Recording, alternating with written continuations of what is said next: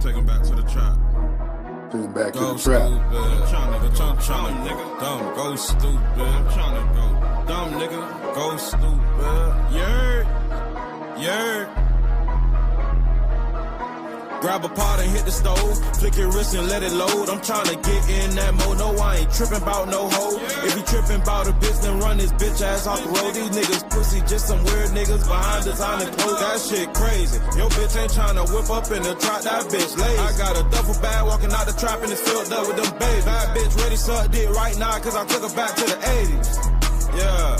I tried this shit, they ride around in a dome. 612 bumping in the trunk. Cuban link, that's a fucking trunk. Bad bitch know what she want, but a bad bitch gon' suck some dick. Grab a pot, let's whip a brick. Grab a Glock, let's hit a lick. Got a lick for a fucking trick. Late night, I'm trying to vibe, I'm outside where the hoes at. Trying to slide up in the party where them hoes drop they clothes at. Running through these hoes got me feeling like I'm Bojack. Hit her from the back and Joe Trap, she trapped out, she know that. Grab a pot and hit the stove, flick your wrist and let it load. I'm trying to get in that mode, no I ain't trippin' about no hoe. If he trippin' about a bitch, then run his bitch ass off the road. These niggas pussy, just some weird niggas behind designer clothes. That shit crazy. Your bitch ain't tryna whip up in the trap, that bitch lazy. What up? I got a duffel bag walking out the trap and it's filled up with them babe. Bad bitch ready suck dick right now cause I took her back to the 80s.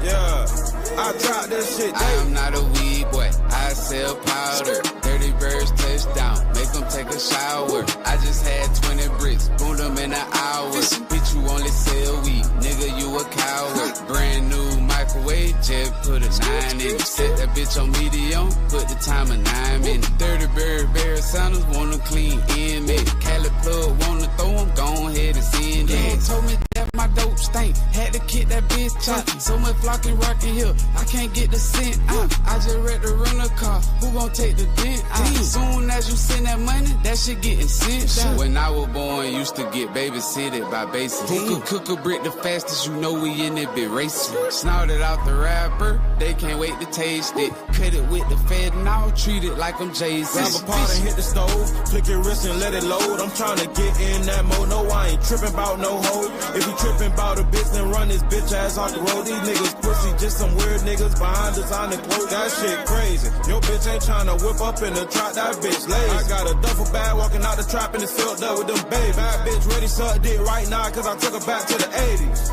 Yeah, I tried this shit daily. The bitch was wrong with you. I drop that shit daily. I drop that shit daily, man. Let some people come in this bitch. Welcome to the real Saturday Night Live. This is the real Saturday Night Live. About to get it in. You got my salad bowl with me.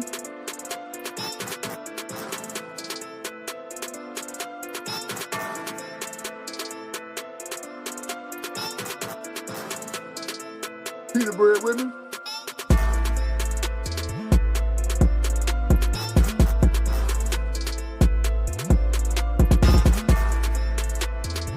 Got my receipts with me.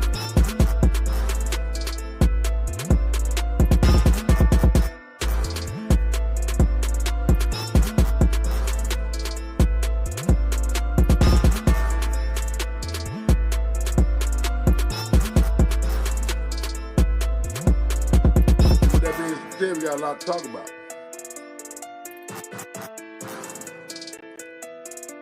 We got lots to talk about. A lot to discuss.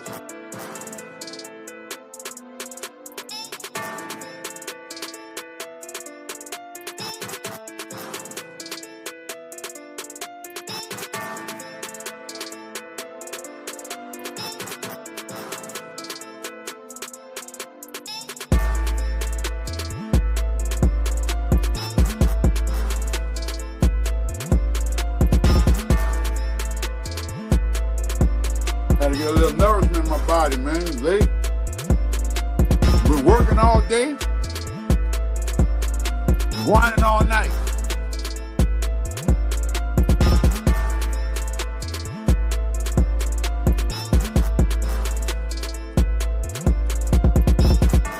Working all day. Grinding all night. Okay.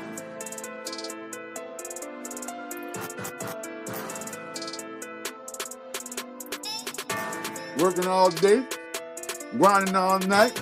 It's sunny outside. I shine at night.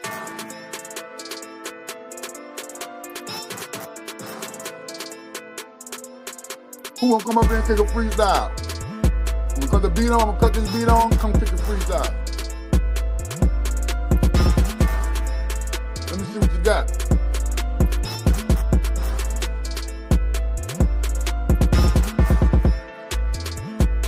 Riding all night, it's sunny outside. I'm shining at night. You know what I'm saying? Saturday Night Live. Leave if you jive ass turkey, butterball head ass.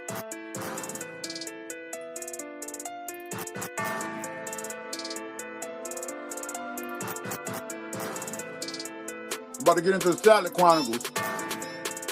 Welcome to the Salad Chronicles.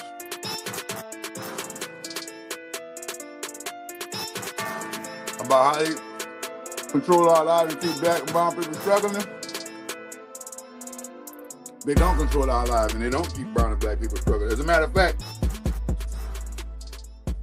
it's funny that you say that. We're going to start it off with what you just said. Because it's funny that you said that.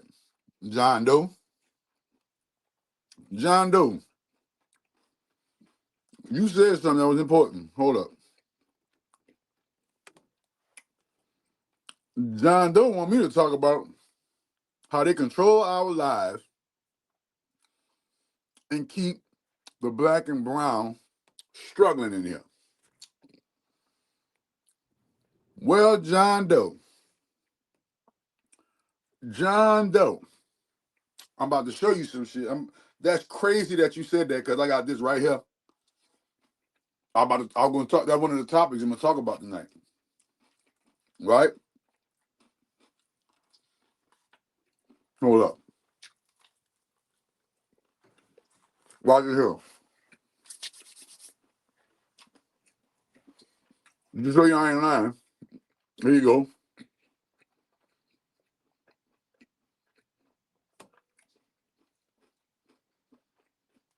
Oh, man. Come on, bro.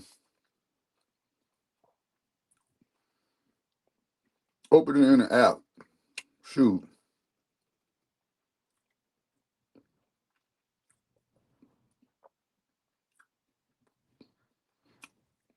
Oh, man. You don't open in the app.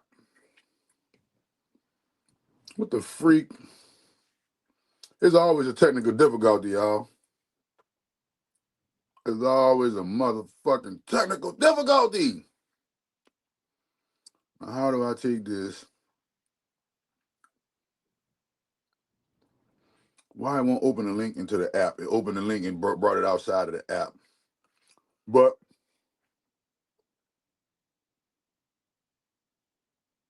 the link you follow may be broken or the page that may have been removed. Shit ain't removed. Babe, come upstairs and come fix this. Come upstairs and come fix this. My birthday tomorrow. They got an agenda. Hold on, man. We about to talk about that real quick. And I wanted to play this clip, man. I want to play this clip as we talk about that real quick. But my assistant has to come fix my phone. My assistant has to come fix my phone because it's a link. I ain't save it to the phone. It's a link. And this link is talking about the exact thing that you're talking about. So I'm going to wait for my assistant to come up and fix that. In the meantime, in between time,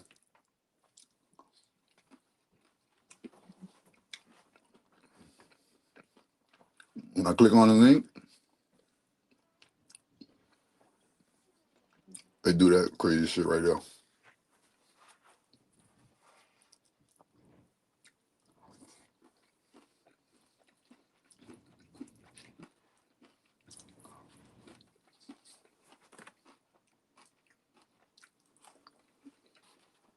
Hope y'all eating healthy. Got a salad bowl on deck.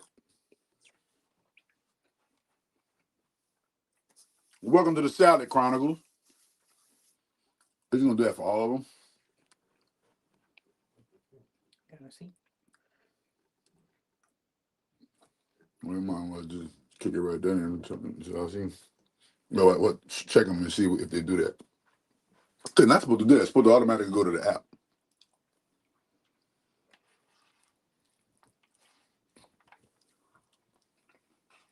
But I don't know if we're doing that because that's my page.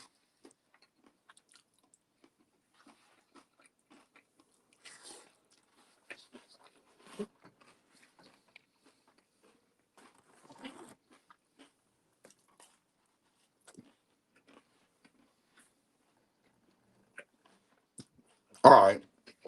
Until then, I got other shit to talk about. So somebody said some more stuff.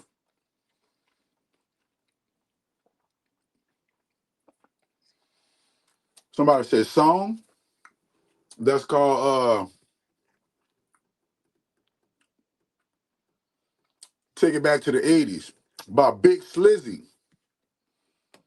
Take It Back to the 80s by Big Slizzy. About how they control. John Doe, we're going to get back to that once I get this technical difficulty fixed. What up, PG Allen?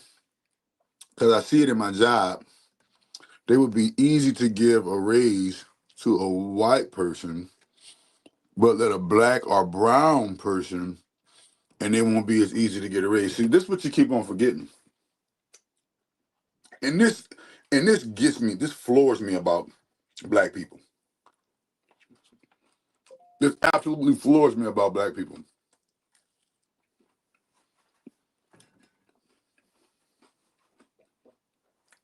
What part of Tupac's song, White Man's World, didn't you understand?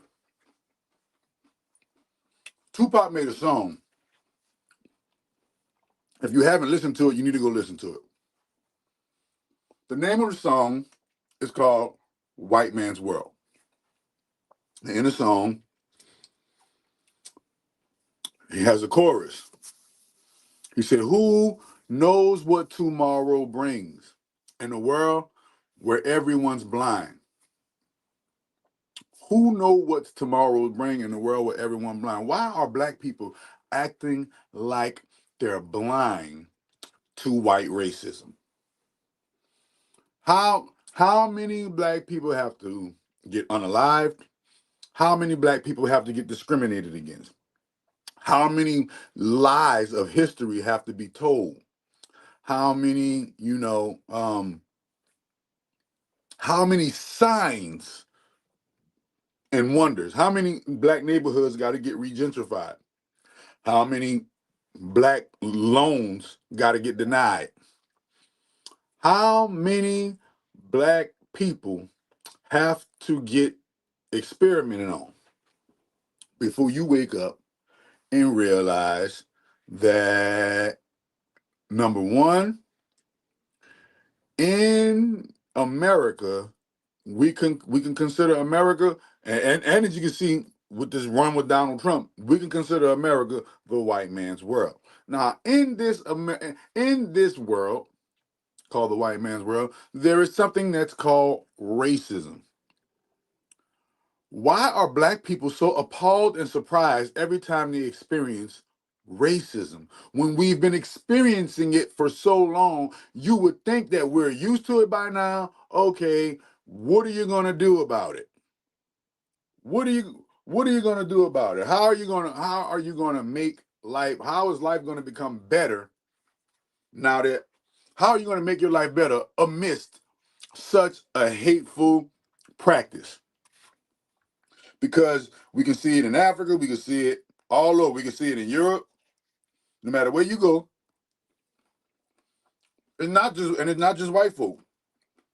Asians, Indians, Hispanics, Arabs, they all show a disdain and a dislike for people with this color skin.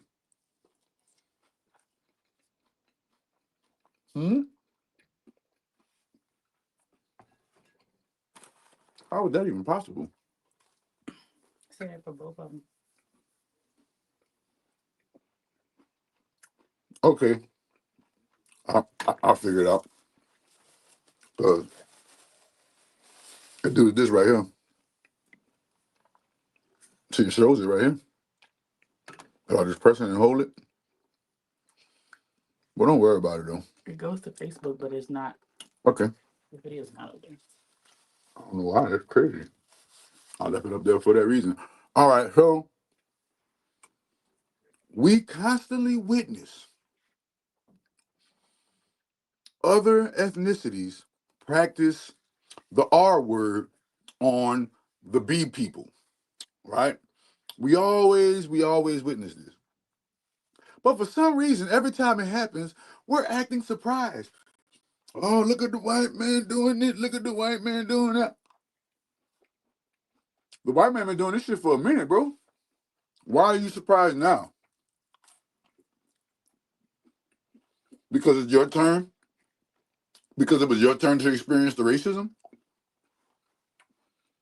Wait a minute. That's just like the Hispanic people right now. They're experiencing the white racism.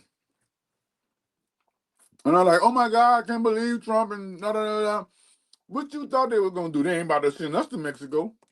They can't send us back to Africa because we ain't coming from Africa. They can't send us back to some place that we ain't from. We gotta volunteer and willingly volunteer to go there. So what do you? It's called, what they calling it now? They're calling it white fatigue or black fatigue. Well, people in the country are tired of seeing the same racist shit over and over and over. So, yes, they got systems against black and brown people. Yes, they have systems against, us. And they're built specifically for us, right? But we've known this for quite some time. We've known that racism exists heavily in this country for a long time. This country called America was built on colonization, the colonization of Caucasians into stealing black land, unaliving black folks, unaliving different kind of folks to build this land. And it was built on the premise that we're better than you because of the color of our skin. Listen, that's been going on. But why do black people act so surprised like it ain't been going on?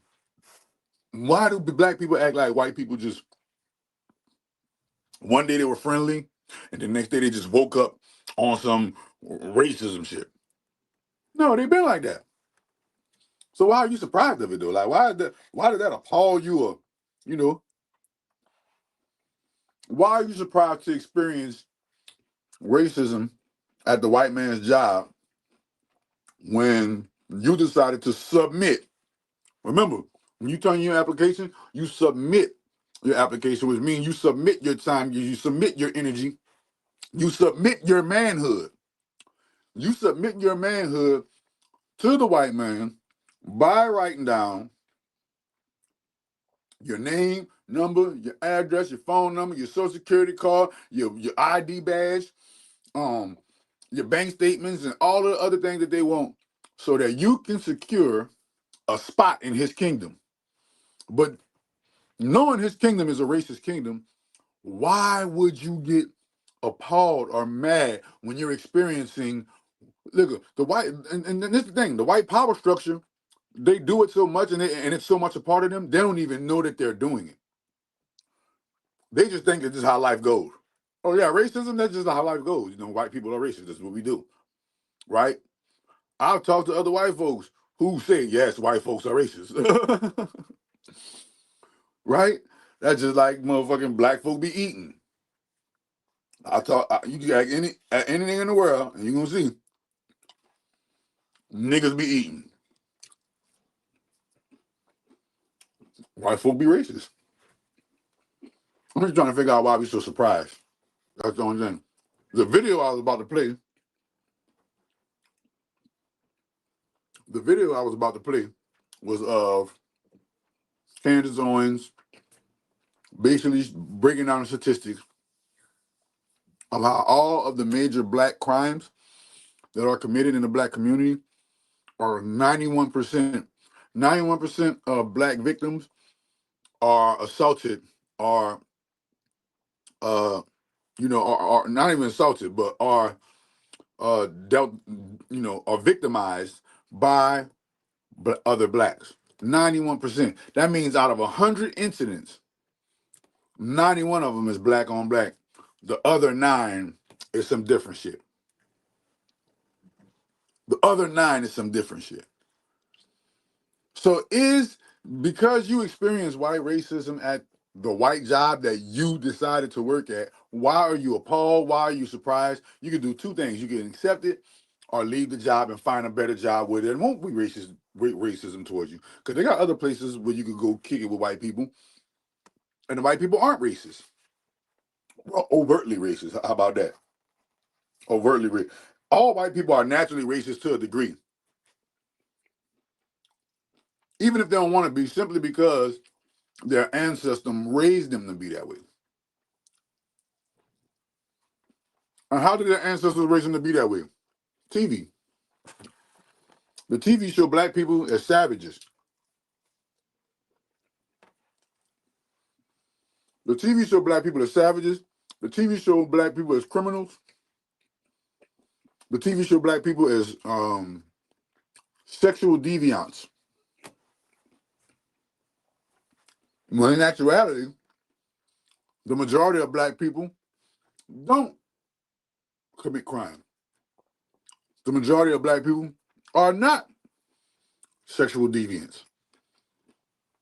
The majority of black people got good head on their shoulders, but they project the ones who don't. Out of all the women in the world, why would y'all want to show us sexy red? Out of all of the black men in the world, why would you want to show us Black Youngster? You want to show us Black Youngster and Kodak Black and try to brainwash our mind and say that this is what black is. And you're not brainwashing our mind, you're brainwashing the mind of the youth. This is about the youth act like they act. This shit good, y'all. I'm almost done. I'm about to finish this. That's why the youth acts how they act. Because when they see the image of black, they don't see Jesus. They don't see Jesus when they see black. I guarantee you, if all black kids and all black women and all black men went to church and seen black Jesus, we would have a newfound respect for black. We'll have a newfound reverence for black. We'll have a newfound relationship with black. But because the only thing we see with black is these rappers, the only thing we see with black people are these throwaways, or what I like to call it. Throwaway. Suki Hana is a throwaway. What's that you eating? I'm trying to go vegan. It's a salad, bro. I'm eating, what's in my salad? What's in my salad, man? Got falafel, black lentils, red pepper hummus, tzatziki, fire roasted corn, pickled onion, tomato cucumber, tomato onion, cabbage slaw, Persian cucumber, fiery broccoli, Kalamata olives, salt brine pickles, crumbled feta, shredded romaine, crispy pita chips, and some and salad dressing. And salad dressing. That's by design. Well, I'm not saying it's not by design. I'm saying, when are we going to stop being appalled by the design? When are we going to stop being surprised by the design? Yes, racism has systems set up in place to make sure that we fail. But what are we doing to make sure that we don't fail? The prime example, you know the prime example? The prime example was the Democratic Party and their and their coon sing song dance when they got all those celebrities on the stage for Kamala Harris. That right there was white racism at its finest. And nobody said a thing. Why? Why are we appalled when white folks be racist? That's all I'm asking. I know it's by design. I know they're doing it. But I'm 91% more likely to get killed by a black person than a white person. 91%. It's a fact. Ready for this? 93% of Caucasians are unalived by other Caucasians. Ready? 97% of Hispanics are unalived by other Hispanics. It's almost 100%, 99% of Asians are unalived by other Asians, right? Arabs, damn near 100% of Arabs are unalived by an Arab, 99.5%. 99.5% of Arabs are unalived by other Arabs.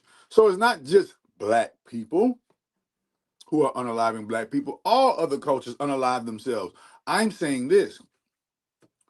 All other cultures have a system in place where they've been able to come together and get ahead in life as a full body ethnicity. Black people are still the only ones complaining about the Caucasian, complaining about the white man, asking for reparations, knowing that if you were to receive reparations right now, you are going to go to your nearest Prada, Fendi, Gucci, Balmain, Chanel, Birkin store and blow your reparations on and spend your reparations with the very people who gave you the reparations to begin with. Y'all ain't gonna open no black businesses. Y'all ain't doing nothing with yourself but going to work you going to work for the fucking cracker, okay? You going to work for the fucking cracker, but gonna complain about the cracker at the cracker man's job. No, you can't complain about the cracker at the Cracker Barrel when your ass go work and submitted your application to the Cracker Barrel. You can't get mad when the Caucasian starts practicing his culture and you decided to go and work for his culture. No. If you go, automatically, you're supposed to have it in your mind. If you're going around an environment of Caucasians, you need to have a tough skin. Why? Because just their body language and the way they move is going to have prejudice and racism in it. Now, granted, there are the few amongst them who are not like that. And may the great grand holy mother of all divinity bless those.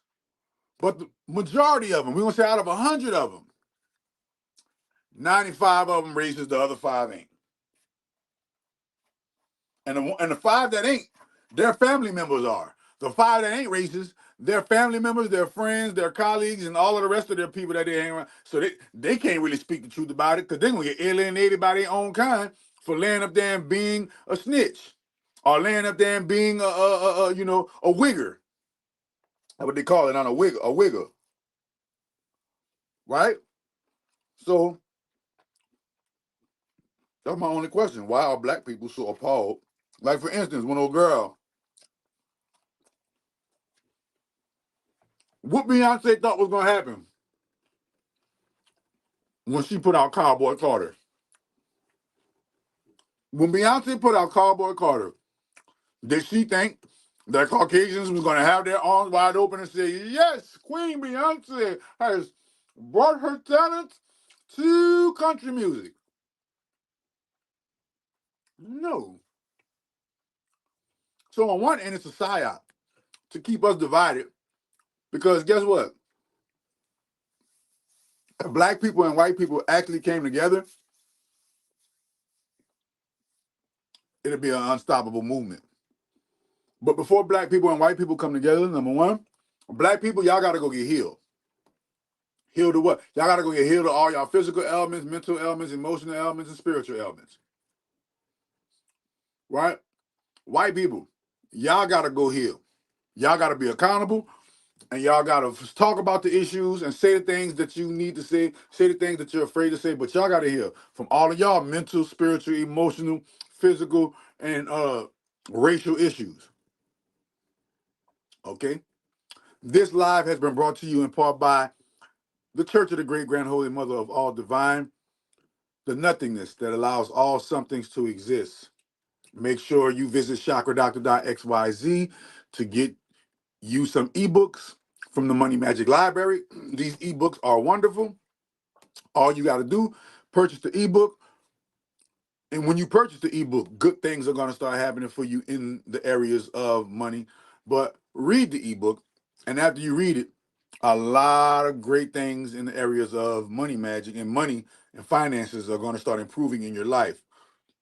Right now, we're doing a free giveaway of your particular zodiac sign as a free ebook. So, for instance, if you are it's Virgo season. If you're a Virgo, comment. You gotta have to hit me in my DM because you got to go to my Instagram or go to one of my social mediums. Go to my Instagram, go to one of my social mediums. Oh, and the website is in the description, the bottom of the description of this video. But go to one of my social media websites, one of my social mediums, and then you're going to comment your zodiac sign and your email. Matter of fact, you can comment your zodiac sign and email in the comments of this video. Comment your zodiac sign, comment your email, and you will receive a free Money Magic Library ebook pertaining to that specific zodiac sign. So if you say you're a Libra, you're going to receive the Libra Money ebook. If you're a Virgo, you're going to receive the Virgo Money ebook, and so on and so forth. Right? So that's free ebook giveaway. That's a $20 value for free, and they got many more.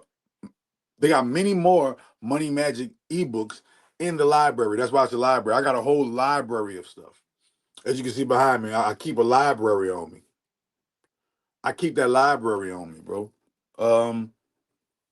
August 31st will be every last Sunday, but August 31st will be the first official sermon of the Church of the Great Grand Holy Mother,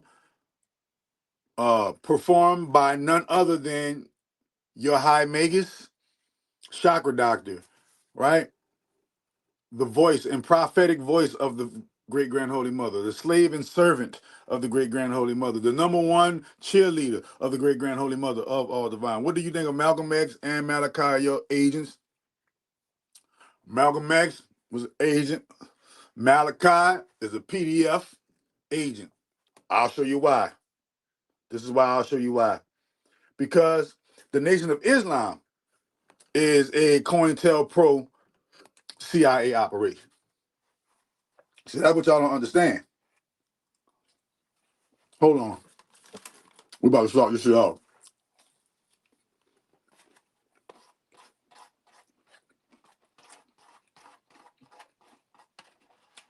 See, once I finish the salad, it's over with. We're going in. And I'm finished the salad. So I'm going in. Mm-hmm.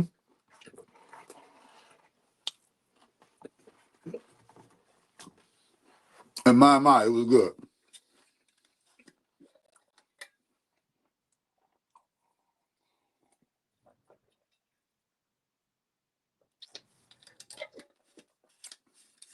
They're all Asians. I'm gonna show you how. So before we analyze Malcolm, we have to analyze where did Malcolm come from. Before we analyze Malcolm, we have to analyze where did Malcolm come from. And where did Malcolm come from? The Nation of Islam. Now let the Nation of Islam tell you. If you go and do the studying on the Nation of Islam, you'll go and see that the Nation of Islam was founded by a white dude. Once again, the Nation of Islam was founded by a Caucasian. And I'll read this to you. It's about the Nation of Islam, as y'all can see. Screenshot that so you can read it for yourself. Boom.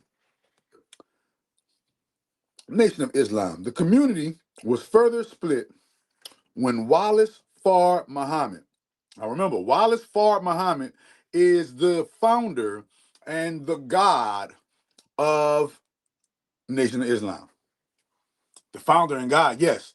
The Nation of Islam believes that Allah, and you know who Allah really is. I teach you who Allah really is, but just in case you don't know who Allah really is, Allah is Saturn, and just another mask and another name for Saturn, right? So the Nation of Islam believes that Allah, Saturn, came down in human form in the person of Wallace Fard Muhammad. Okay? That's what the Nation of Islam believes. The Nation of Islam believes that Allah manifested himself into flesh, and when he manifested himself into flesh, he manifested himself into the person of Wallace Fard Muhammad. So we about to go look, we're about to show you what Wallace Fard Muhammad looked like. Because he wasn't mixed. Ain't no mixed nigga. About to show you what Wallace Fard Muhammad looks like real quick for the people in the back. Wallace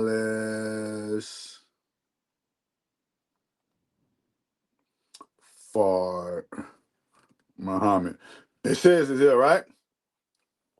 Wallace Fard Muhammad. Hold on, images. Boom. Wallace Fard. This is Wallace Fard Muhammad, the white guy that founded the Nation of Islam. Okay? If you go and look, there are more pictures of him. Hold on, let me find another picture of him. This is a better picture of him. Boom. This is the guy who founded the Nation of Islam. This is the guy who founded the Nation of Islam. Okay? So, every year, they have a festival called Savior's Day. And in that festival, you get all the black people of Nation of Islam who talk about, because don't the Nation of Islam preach that the white man is the devil? But if the white man is the devil, Farrakhan, why the hell we always be seeing you with Father Flager, that Catholic white guy? And why is the founder of the Nation of Islam also a white guy, but y'all preach that the Caucasian is the devil?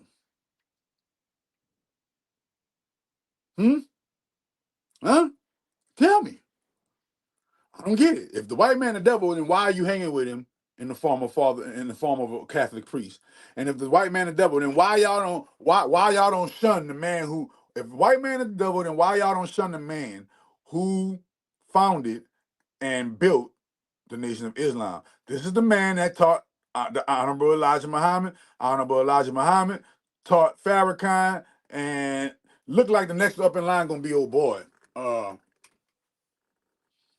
The bow tie nigga, man, the nigga with the suit and the bow tie, man, he always be talking. He's the most articulate of the bunch. So now, wait a minute, I ain't done. Wait a minute. So the community of Nation of Islam, boom. So what was Wallace Fard Muhammad's real name? Before he became Wallace Fard Muhammad, he was what? David Ford L. David, like the name David. Ford, like the Ford truck. L, like, Saturn. David Ford L. Also claimed, or was taken by some, to be the reincarnation of the noble Drew Ali. Remember last live I talked about 19 Keys, how he's an agent, right? And last time I told you how I exposed Rashad Jamal. Rashad Jamal is a big agent, but my magic put him in jail. That's why my magic exposed him and put him in jail. My magical hit list, wiping them off and getting them like Dr. Umar, just getting them off the map, like Brother Panic, Brother Panic, I ain't know Brother Panic was gonna end up dead, but Brother Panic got unalived in this spiritual war. So it lets you know that during this spiritual war and in this spiritual time, there will be some casualties. Okay? Wait, I'm about to drive it home, land a plane. You ready?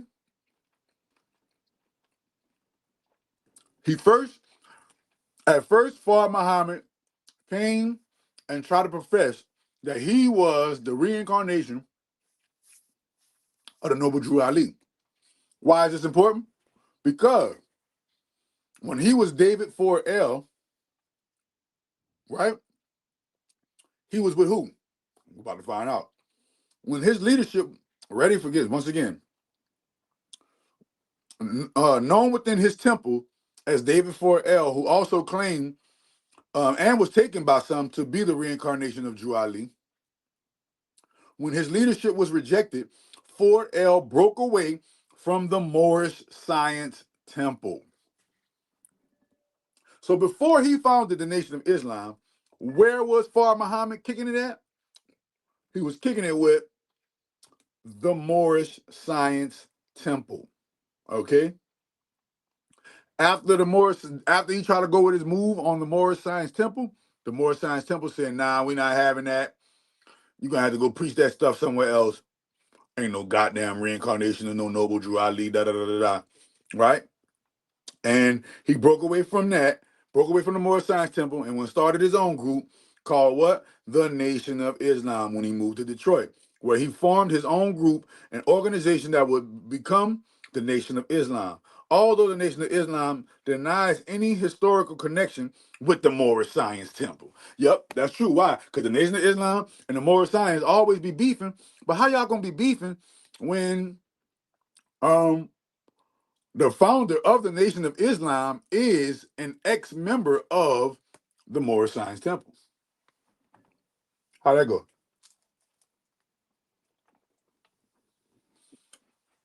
And this is how we know the Nation of Islam is a fraud.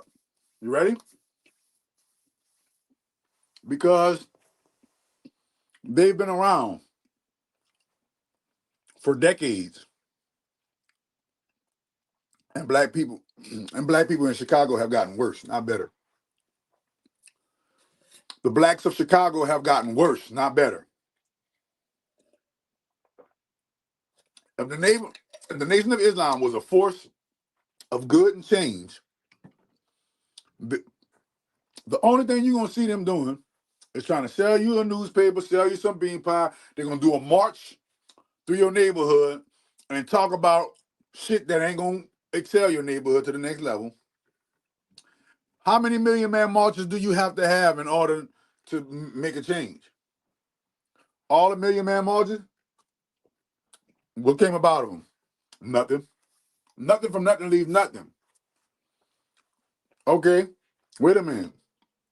How you going to claim to be the leader of black people, but black people are more worse off than they were before you came? Nobody ever notices this?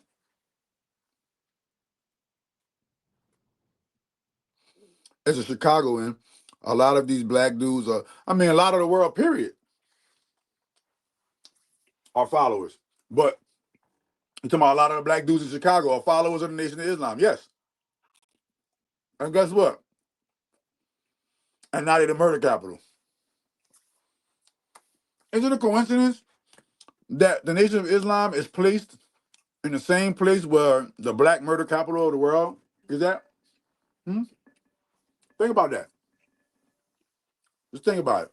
So, Fard Muhammad is the white guy that started Nation of Islam, and every Savior's Day, they praise this guy for founding the Nation of Islam and indoctrinating the Honorable Elijah Muhammad, who brought us, what Farrakhan is bringing us today with the Day of Islam. But as you can see, a lot of religions are fading away. A lot of religions are fading away. So, but 19 Keys and Rashad Jamal are most definitely, and this is just my opinion, 19 Keys and Rashad Jamal, almost definitely frauds. If they're not frauds, I'll apologize to them in their face. But the whole game is rigged. The whole game is rigged. Everybody's some type of agent, man. The whole game is rigged. What I can't say about the whole thing is this is why my church is here. Right? This is why my church is here. The Church of the Great Grand Holy Mother of All Divine is about to change the way churches and spiritual institutions do business. Why? Because we are going to freely help the people, and you don't have to believe in our ways. You don't have to believe in our books. You don't have to believe in what we got in our spiritual doctrine. Because guess what? Our church surpasses spiritual doctrine. Meaning, you can never believe in the Great Grand Holy Mother of All Divine, take you some miracle food and still heal your body. You can never believe in the Great Grand Holy Mother of All Divine, get you some magic, and that magic will still work for you, even though you're a non-believer. You see? I'm from Oakland, and I've never heard of 19 Keys. Right. These are, so the internet is the internet is the new way that these spiritual charlatans fool y'all, because y'all can't never get around them and be in their presence. And the ones that you can't, and if you is gonna get around them to be in their presence, you do have to pay for it, right? Do you think these black leaders, agents are born into it? Yep. I believe that they are fraternal members of Orders of the Mystic Shrine, Freemasons, Illuminati, Knights Templar, 300, Committee of 300, Committee of 500, Committee of 900, 369. You gotta remember that. I feel like that they are a splinter cell that is designed to get in the way of black progress whenever they notice black people coming together and progressing. I feel that they are the number one coons that teach us that keeps us distracted with white racism. Because we're not thinking about white racism until somebody get up on there and start saying, look at what all the white people doing to us. Bro, listen to this. It's nothing new what they doing.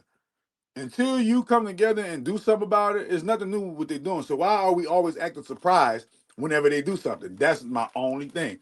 I'm not tripping on nothing else. Why do we act so appalled and why do we act so surprised whenever the Caucasian powered white power structure exercises its white power? We start getting appalled and surprised. Oh my God, they're acting racist. Nigga, they've been acting racist.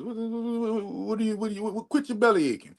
They're pretty much there so they can control the narrative of, not so much as control the narrative of black success. Remember, y'all gotta break into the mind and start thinking outside of the box, right?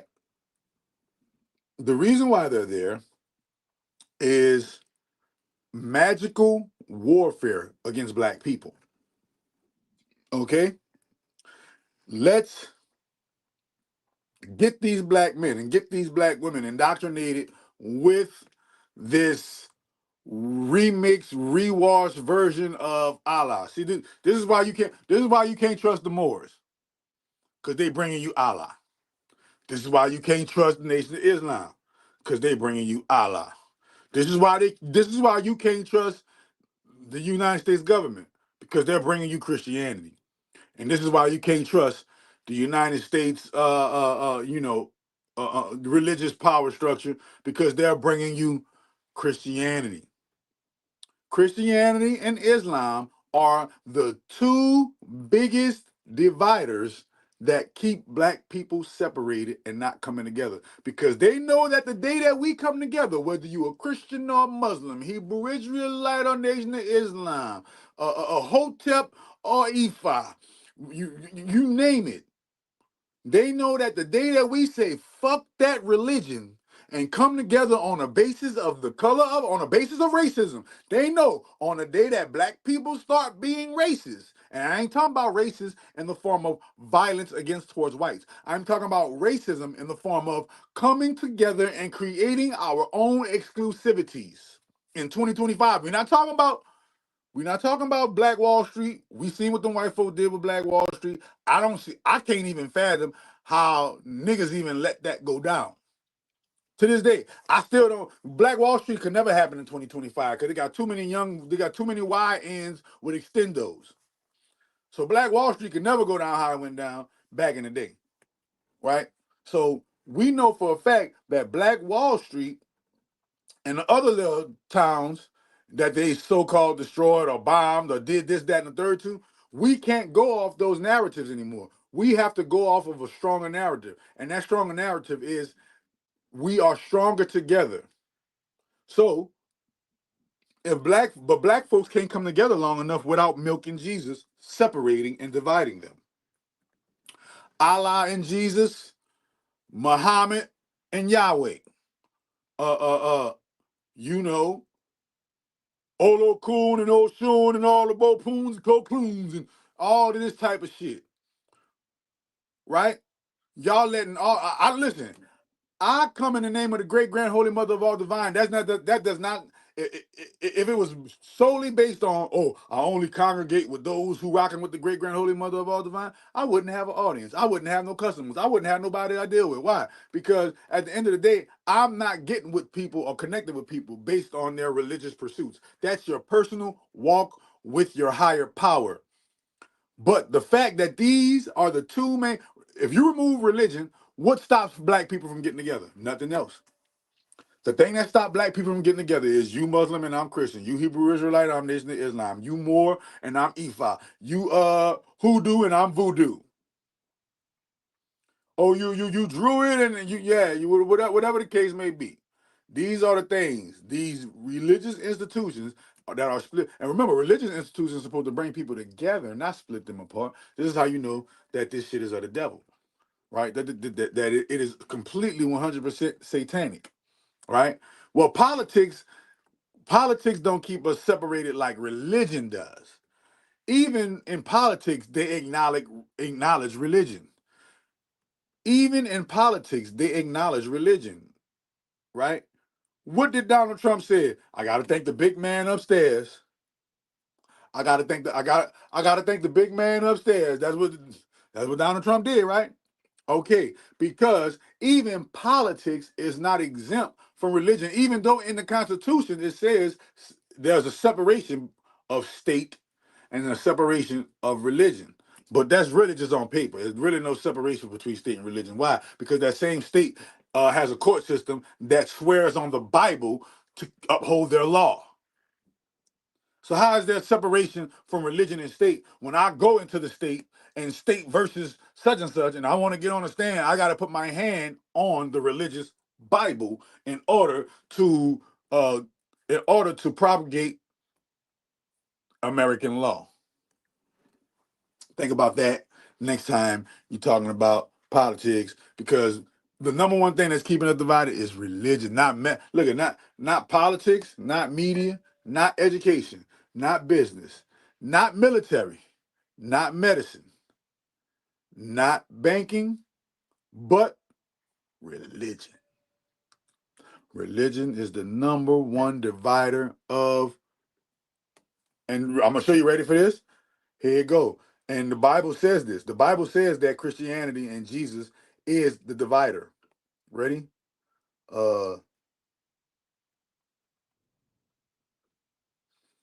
Jesus divides in the Bible. Watch this shit. Hold up. Oh, sorry. Oh, just put it on. Oh, boom. Right? In the Bible, Jesus states that he came not to bring peace, but division. A statement found in both Luke 12:51 and Matthew 10:34. This division results from people having to choose between following Jesus and their worldly ties, leading to disagreements and rifts within families between those who accept Jesus' teachings and those who reject them. it signifies that true discipleship involves a radical allegiance to Jesus that can be costly and even cause conflict with your loved ones. And how many people going through that right now? You don't believe in Jesus, your family can't stand you. You don't believe in Jesus, your family done cut you off. You don't believe in Jesus, your family don't talk to you no more like they used to do. You don't believe in Jesus, all of a sudden the love that they have for you is waned. The love that they have for you has waned. Why? Because you don't drink milk and believe in Jesus. Milk and Jesus. Okay? So understanding that when it comes to the Nation of Islam, when it comes to the Moorish Science Temple, when it comes to the Christian, the Muslim, the Protestant, the Catholic, the Baptist, the Methodist, you name it. You name the ist, the atheist, you name the ist, it doesn't matter. See, we ain't no ists over here. We great mother ists, if there is such a word. My dad looked at me crazy when I said, I don't believe in Jesus. For what? Why would I ever believe in the whitewashed version of my ancestors' black divine knowledge and wisdom? I would never disrespect my ancestors like that. Why? Because that is complete blasphemous. That is blasphemous for those who claim to be gods, getting on their knees, praying to a God that doesn't look like them. This is heathenist, to say the least. But I got some stuff to talk about. Hold on, let's 6ix9ine. It looks like 6ix9ine has unalived his baby mama. Had to pay and make that sacrifice to the goat Lucy last night. God is omnipresent. God is omnipresent. Yes, that means that means if God is omnipresent, then that means that God is the devil. If God is omnipresent, then that means God and the devil are one and the same being. Because the devil is almost omnipresent, but God is full omnipresent. So the devil is God the God is God is the devil when he's at full strength. And the devil is God when he's not at full strength. See how that goes? But if God is omnipresent, then that means God lives inside of the devil. And if God lives inside of the devil and he's omnipresent, that means he's omnipotent, right? Omnipotent means power over all things. And if he's omnipotent, then that means he has power over the devil because he lives inside of the devil and God has power over all things, which by default makes the devil God cosplaying as the devil. Okay? Let that marinate on you. Let that marinate on your brain. But 6ix9ine had to pay the piper. He must have really, really, really, and see how they do. He must have really, really, really, really, made some great progress with the sacrificial lamb thing. Why?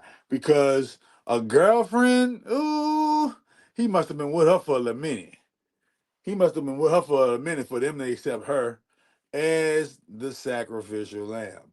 But he's done so much else though for the Illuminati. He's worked and done so much other things for the Illuminati that they'll let you if you put in a lot of work and did some real good shit behind the scenes, they'll let you, not let you, but you are exempt from some of the humiliating things that one must do who hasn't done all of the work. The people who done all of the work, they ain't got to do too many humiliating things. The people who didn't do all the work, they got to do a lot of humiliating things to make up for the work that they didn't do. Okay? So, once again, this 6ix9ine girlfriend dying, in my personal opinion, I believe it is an Illuminati sacrifice to the Freemason Brotherhood so that 6ix9ine can buy some more years before he has to sacrifice himself again to the sixth planet from the sun. Okay? Another thing that's going viral in the news today, the WNBA women are refusing the increase in salary of a minimum of at least $250,000 per year salary. Before this offer, the average WNBA player was getting paid $65,000 a year. That's like working. That's like going to work at. That's like being a manager of McDonald's. And I ain't talking about the shift manager. I'm talking about the regional manager of McDonald's. Probably make 65, 70 a year. You know? And Martell, yes, Doc, long time no see. Much love and respect. Who is Martell? You Martell, long time no see. Who I Martell, that sound familiar. I don't want to call your name before it hatches. I don't want to say anything before it hatches. Oh man. Martell, I don't know who Martell is. Remind me who you is, Martell, so I can place a face with your name. But much love and respect to you. So the WNBA, the females on the WNBA, no one they're complaining about they're not receiving Majestic. Okay. You had to remind me, bro, because Martell Majestic is not ringing a bell. Maybe your real name or maybe your name that you were going by before Martell Majestic will probably ring a bell, right? Y'all be using these Spider-Man. Okay. So anyway, so when you look at this, this is just another sign that shows you. And I mean no offense when I say this, ladies.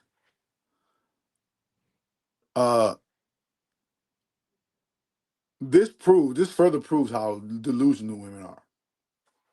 And I'll show you why.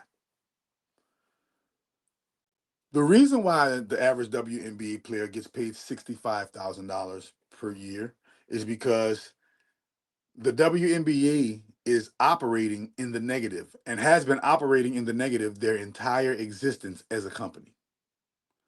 The NBA subsidizes and gives money to the WNBA to keep them alive so that females can live their dream of playing basketball like guys. Right? But because the WNBA as a franchise or as a company operates in the negative, they can only pay their employees the bare minimums, even when their employees are at apex of height of success when it comes to their talent in basketball, right? Now, understand this. That means this. Every year, the WNBA loses $10 million every year. The WNBA loses $10 million, which means the actual females of the WNBA owe the NBA $10 million a year. But instead of recognizing that the money that you're receiving from the NBA is an actual bailout, is an actual charity, no, you're gonna say, hey, you know what? You're not paying. Not never mind the fact that nobody wants to watch women play basketball. Y'all can't dunk.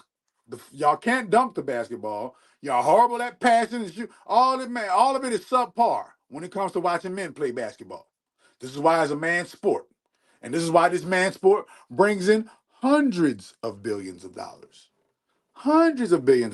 so they can afford to pay their players $250 million over the next 5 to 10 years.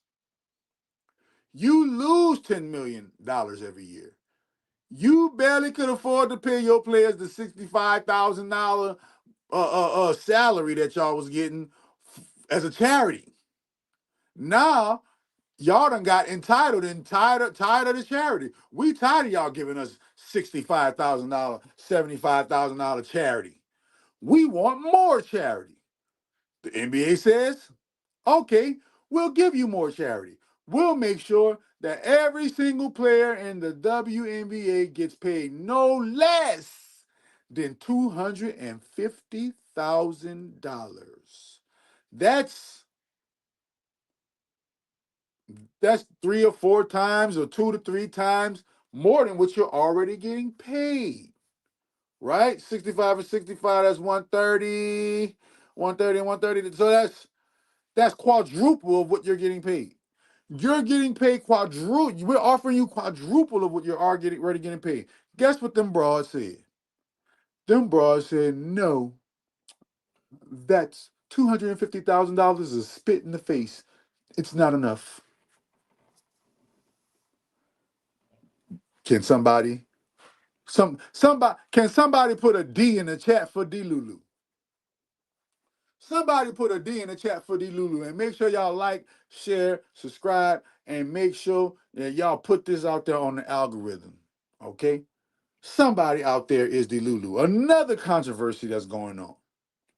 The Minnesota Vikings are with the shenanigans. They brought the actual cheerleaders on the halftime field. When they brought the cheerleaders on the halftime field, guess who they brought with them? None other than the Choo Choo Train.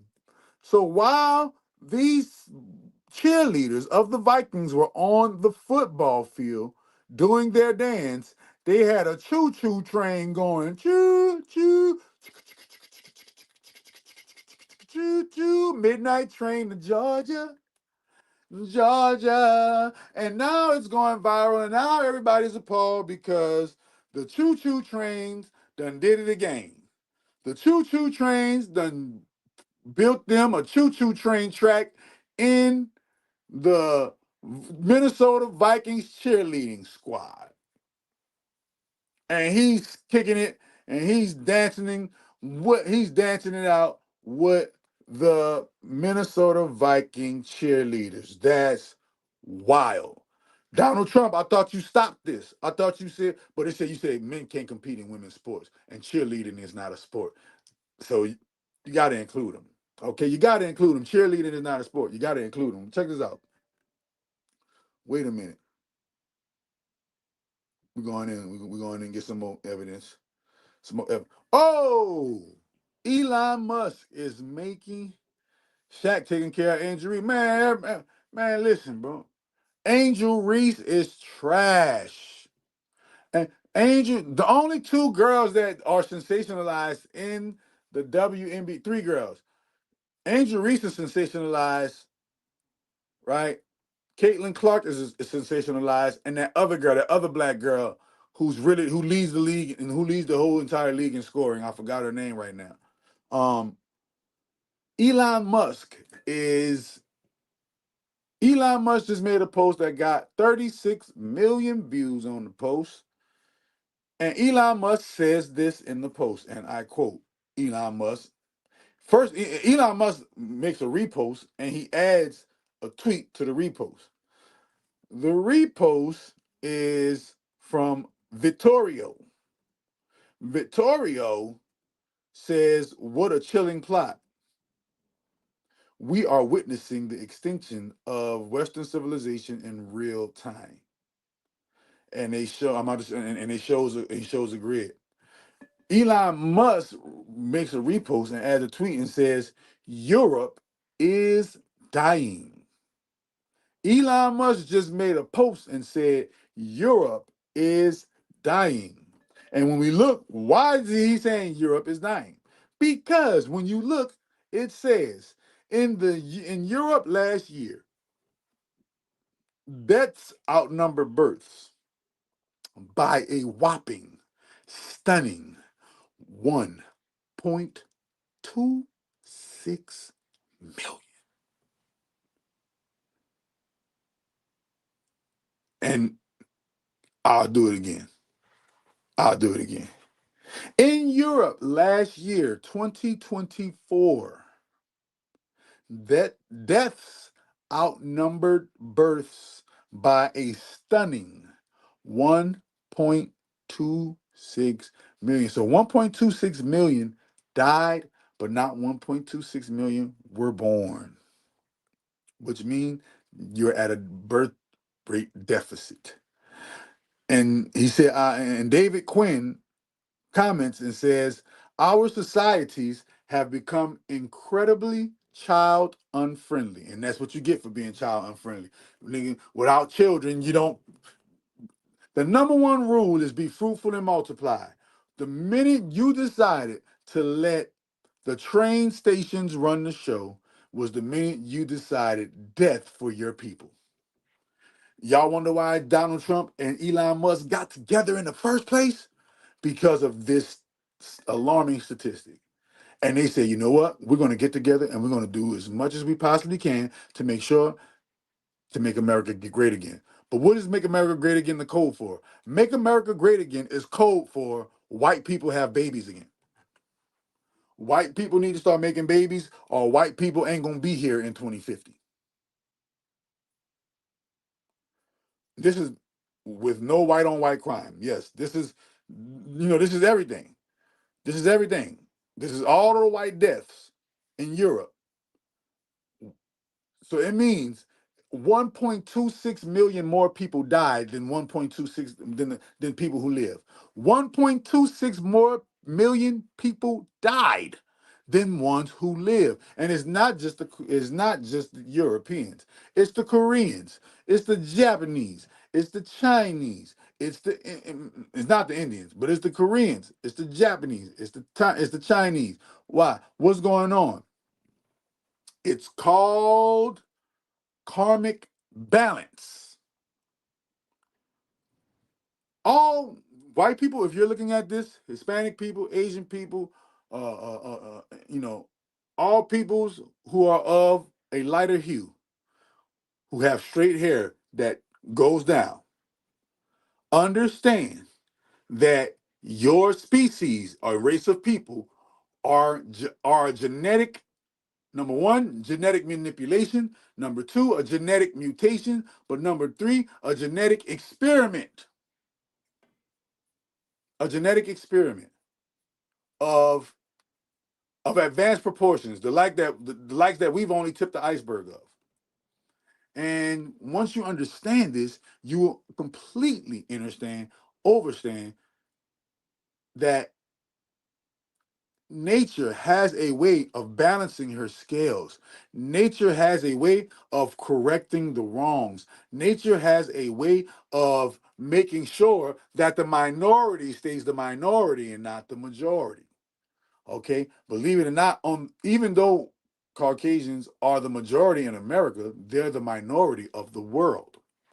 But even though they're the minority of the world, they own all the world. They own most of all of the world's resources, and they control all of the world's major industries that mean anything to anybody. And with that power, what have they done with that power? The only thing that Caucasians have done with their power so far that we can easily witness and see beyond shadow of a doubt is destroy. Destroy how? War. For the last over 200 years, the Caucasian race has been in a nonstop perpetual war with someone at all times. No matter which country it is, no matter which people it is, the Caucasians are always constantly in a warlike state, always warring with people. Okay? This is what happens when this is what happens and what you're seeing right now, the birth rate decline. Well, think about it. Who introduced homosexuality to the world? It wasn't black people. Black people did not introduce homosexuality to the world.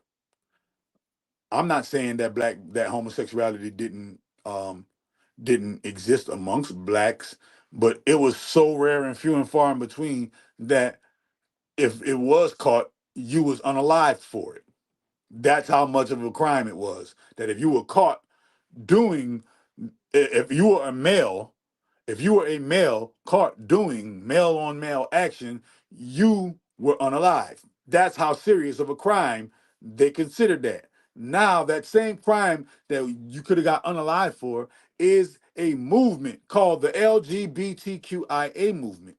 And that movement is a fast growing movement that is programming the minds of people all over the world to make sure that they engage in same sexism. But the dilemma to that is if you engage with the same sex, you are 100% likely to not have a baby, be fruitful and multiply with that same sex. This is why it is unhealthy for males to practice same-sexism. Because when males practice same-sexism, that leaves a plethora of females unfertilized. That leaves a plethora of eggs unfertilized. And those plethora of female eggs that are unfertilized now become a statistic for what we're reading right now with Elon Musk.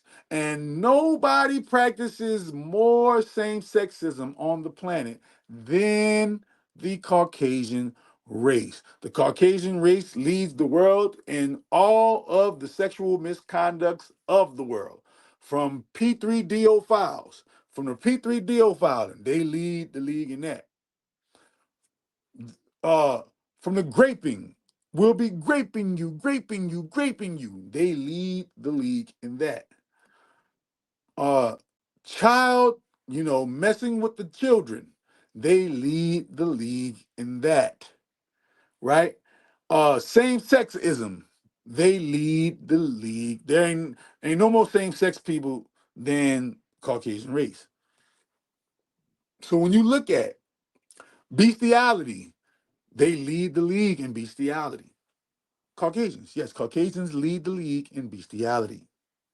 When you look at necrophilia, what is necrophilia? Necrophilia is having intercourse with unalived corpses.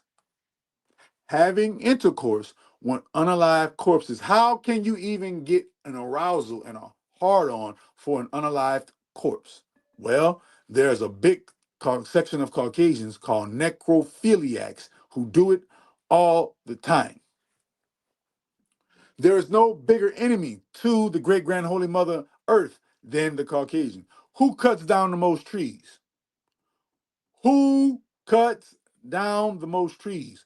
Who pollutes the air more? And when I say who does it, meaning what industry and who built the industry. Okay? Who pollutes the oceans more? Who pollutes the forest and the rainforests more? Nah, yeah, what it do? Who killed the animals more? You ready? In the Bible, it says the devil came to steal, kill, and destroy. And they said that the devil's vehicle of exercising, stealing, killing, and destroying would be the vehicle called lies. No one on the face of the planet has lied more than these Caucasians. Okay? So understanding all of the karmic kickbacks, remember, so they got 4 levels of karma. You got your individual karma, which is the karma you accrue as a person in this meat suit. You have your spiritual karma, which is the karma, which is your overall karma that you've accrued as a living spirit, right? You have your generational karma, which is the karma that your specific generation accrued as a generation. And then you have your racial karma, meaning your specific ethnicity's karma and the karma that y'all accrued as an overall ethnic group. There is no one who has a bigger racial karma on the face of the planet than the lighter hued peoples. You're seeing Black people experiencing their karma in real time in the form of the thing you call racism. Why? Because there was one point in time where we ran everything. How did we lose everything? Because we decided to play the big G, the big God, and experiment on ourselves and experiment on our DNA and let Yakub, the big head scientist, do that experiment and create the modern day, what you like to call Caucasian race. So they're here now. They're not going nowhere. I'm saying that the reason why you see a lot of them dying, more of them dying than being born, is because nature is balancing the scales and saying, hey, always understand this, Caucasian people. Nature will always do this one thing to you. Nature will always balance the scales with you and make sure that you don't get bigger than your designated number. That's just like corn, right? They say that corn is becoming more it's becoming more small and less effective. That's what they say. They say corn is becoming more, it's shrinking. They say the corns are shrinking. The natural big corns that they're planting are shrinking. Why? Because corn, yellow corn, is not a natural entity. It is an unnatural entity. Even though the great grand holy mother Earth allows it to grow, it's still an unnatural growth.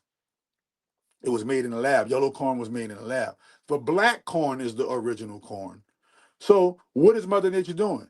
It's killing off and making the corn smaller so that the unnatural corn cannot outnumber the natural corn. This is what nature is just naturally doing in her own soil. Nobody has to do it. She does this on her own because y'all don't realize that the Mother Earth is a deity that is living, alive, and well. Her root chakra is located in America, specifically California, Mount Shasta.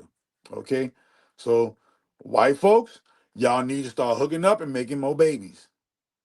Okay? TikTok star Malik Taylor has passed away at the tender age of 28. Bruh, I don't know what happened. I don't even know who this dude is. He just went viral though. I don't know who he is. All I know is that he's viral. And that virality is because you're nobody until you're unalived. Nobody cares about you until you are unalived, okay? So understanding what's going on in this game, you'll understand that, hey, maybe, just maybe, we need to take a look at what we're doing as a collective so that we can stop, at least just on at least aspect, that we can stop dying so much at these young early ages, right? They say life expectancy on Earth is like between 70 to 72 years old, right? But black life expectancy on Earth is between 40 to 50 years old, right? So understand that the man of sin is being revealed. I can definitely say this one thing, that when there's no such thing as getting away with it. You might have think you've gotten away with whatever you got away with, but there's no such thing as getting away with. Life is going to bring you your karma or your punishment in some kind of way, shape, form, or fashion. Now, don't get it twisted. This is not applicable to all folks. This is just applicable to the folks who doing too much, right? So TikTok star Malik Taylor has passed away. Causes are unknown. I don't know too much. I don't know too much about it to say if it's a sacrifice or not, but it sure is coming at a strange time where a lot of more people outside of him are also passing away as well.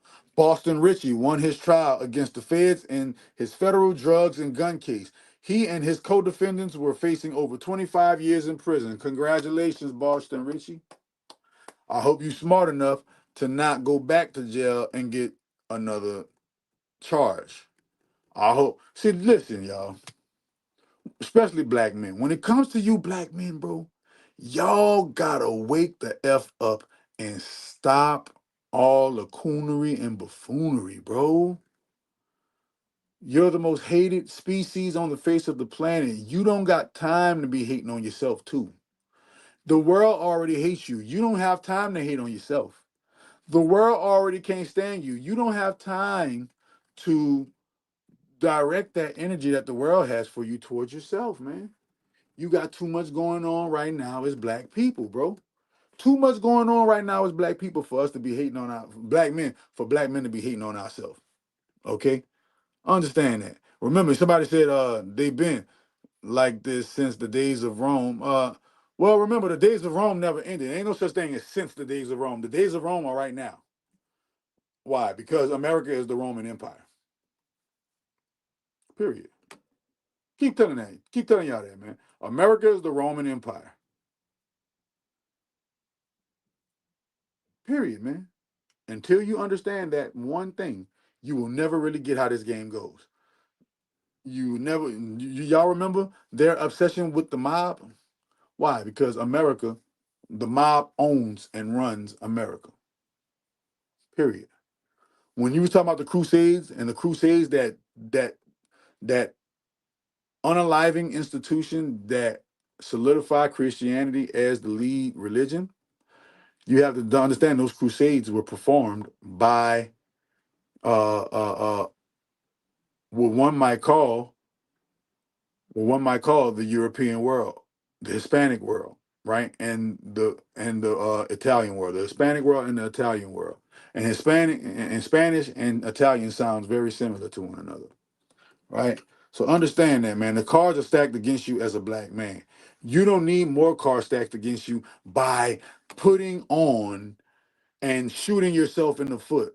But y'all shooting yourself in the foot. Y'all getting all this money. Y'all getting all this fame. Y'all getting all this stuff. But y'all still going to jail. Is it an agenda to make sure that they always paint black men in a negative light and going to jail? Is it a program that they're giving our black youth to program them and say, hey, man, jail is a rite of passage. Boston Richie did it. Your favorite rapper went to jail. Jail is a rite of passage. Is that their way of saying that? Is that their way of implicating that jail is a rite of passage, and the only way we can really see, the only way we can really experience life is if we live and experience the life through the eyes of our favorite rapper? That is, remember, the Godfather passed away. The Godfather is the DJ. Another DJ passed. I don't know. Another hip hopian. Another hip hopian has passed away. This is all this week. This is all the weekly recap. This is all this week, man. This week, another pastor passed away. Right? Look at here. Look at here. Look at here. I gotta make an announcement. Hold on. How would I make this announcement? What way can I make this announcement?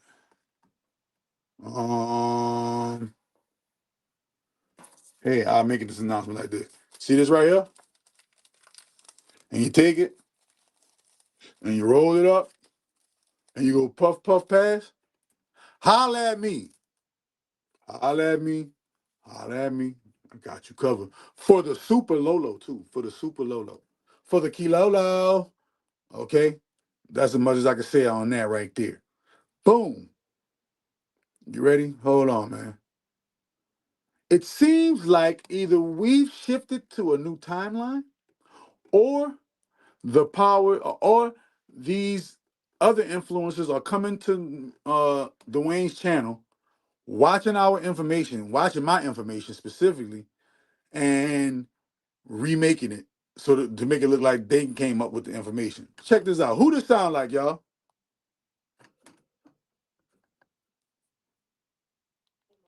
Was when they told us that witchcraft was evil because they didn't proceed. Hold up. Biggest trick they pulled on the world was when they told us that witchcraft was evil because they then proceeded to use it against the whole world. And everybody uses it. Everybody. Celebrities, business people, religious organizations, they all use it. It's witchcraft all up in your favorite TV shows, all up in your favorite movies. It's witchcraft symbolism all on your favorite products that you love to wear, that you love to buy. It's witchcraft ingredients in all your favorite foods that you love to get from that motherfucking grocery store. When you really look at all the ceremonies and shit that a lot of religious organizations perform, you realize these ceremonies, the artifacts they use, all of this shit is witchcraft because Because when you really study deep into esoteric understandings, you start to understand all this shit. It's really the biggest reverse psychology move they ever pulled was convincing the world that witchcraft was evil, and then they in turn used it on the world. And most people not gonna understand what I'm saying. You gonna think I'm just talking on my ass. Go study occultism. Go study alchemy. Go study etymology. Go study witchcraft. Go study hoodoo, and you'll understand what I'm saying. When you get into symbolism and numerology, and you understand all these different subjects, and then you look at the world, you'll see what I'm saying. Biggest trick they pulled on the world. Who that sound like, y'all? Sound like somebody took a play. Read, see, hunt. Look like somebody took a play out of the Chakra Doctor playbook, man. Look like somebody took a play out of the Chakra Doctor playbook. And I'll just repeat it for anybody who lost. The biggest trick in the world that they played on us was getting us to believe in a, how can I say it? All right. The biggest trick that they played on the world was getting us to believe in the magic of Christianity and Islam and disbelieving in the magic of the divinity of the great grand holy mother and father within ourselves. Why watermelon ain't got no seeds no more? They really making food and laugh. Well, it's not that. The reason why watermelon ain't got no seeds anymore because it's quicker to grow a watermelon if it doesn't have seeds. If the watermelon has seeds, the watermelon has to grow at a natural pace. And growing at a natural pace doesn't meet the demand of watermelon. The demand of watermelon is high. If we're going to grow them naturally, then every year we're going to run out of watermelons. But if we can genetically modify the watermelon to not have seeds, then it will be able to grow faster and we can grow and meet our supply to their demand when it comes to them wanting watermelons, right? So any seedless thing. And sometimes seeds, a lot of times when you look at when you look at today's industry, seeds can be a bit of a hassle when you're eating the fruit. When you're eating a grape, right, and you're eating your grapes and they got seeds in it, you got to stop enjoying the juiciness of the grape to get the seed out. When you're chewing the watermelon and you're getting the watermelon, you got to stop. I don't get the seed out. I swallow the seeds. The seeds in the watermelon, when I eat my watermelon, I swallow my seeds. When I drink my lemon water and I drink it to the bottom, I make sure I swallow the seeds. Seeds are good for you. Don't let nobody lie to you.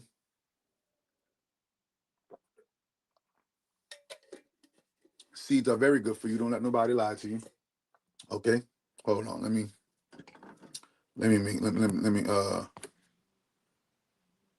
boom. There we go. All right. So understanding that will put you in a more proper zone. Wait a minute, there's more. Wait a minute, there's more. Right? Boom. Here we go. What's going on?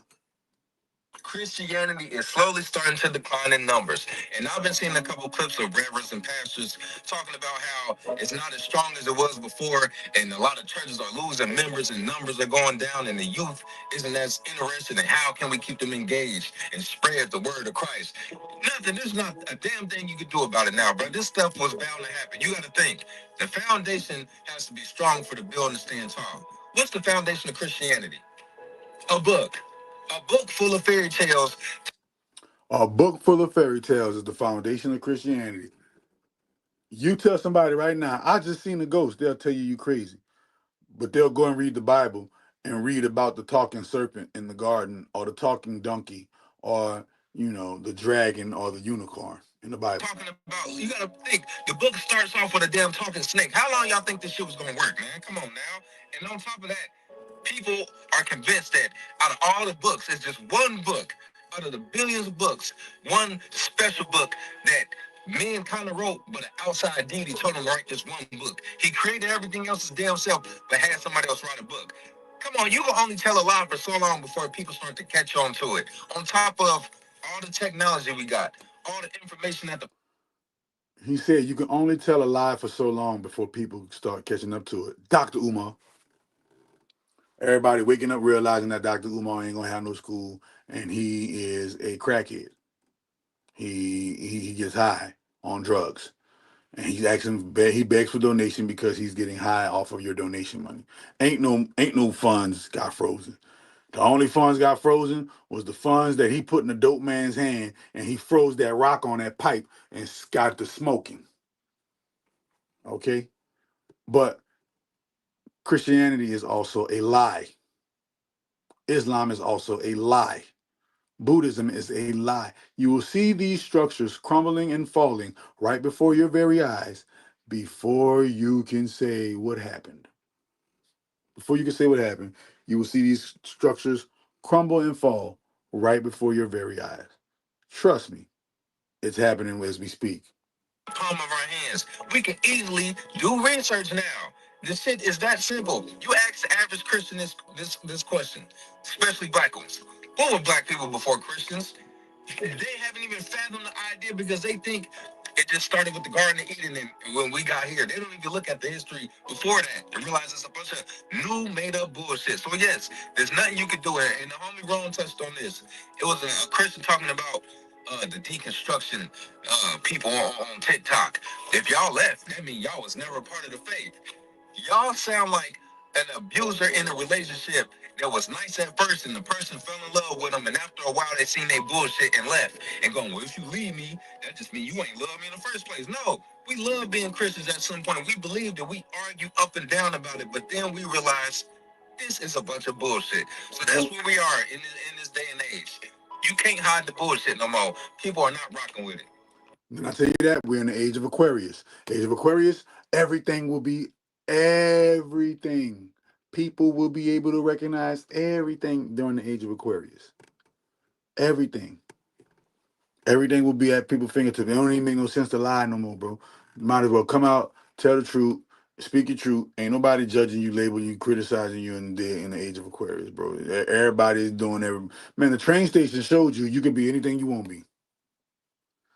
The train station, man, right now they got a whole bunch of people that wear baby pampers and they're grown adults because they identify as babies.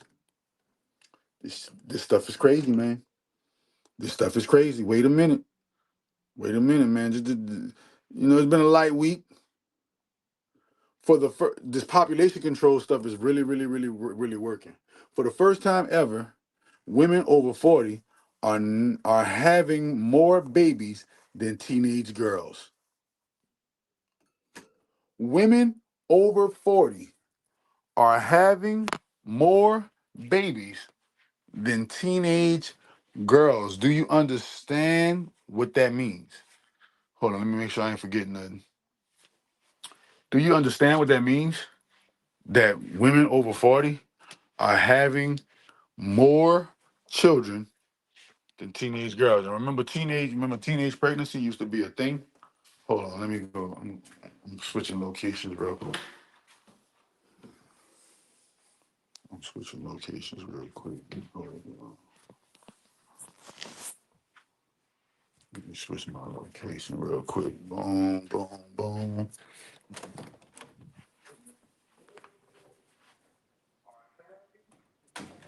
Boom. Hold on. Let me make sure. I switch my locale real quick.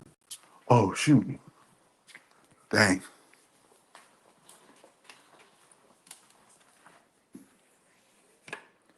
Boom. Hold on, y'all. I'm coming, man.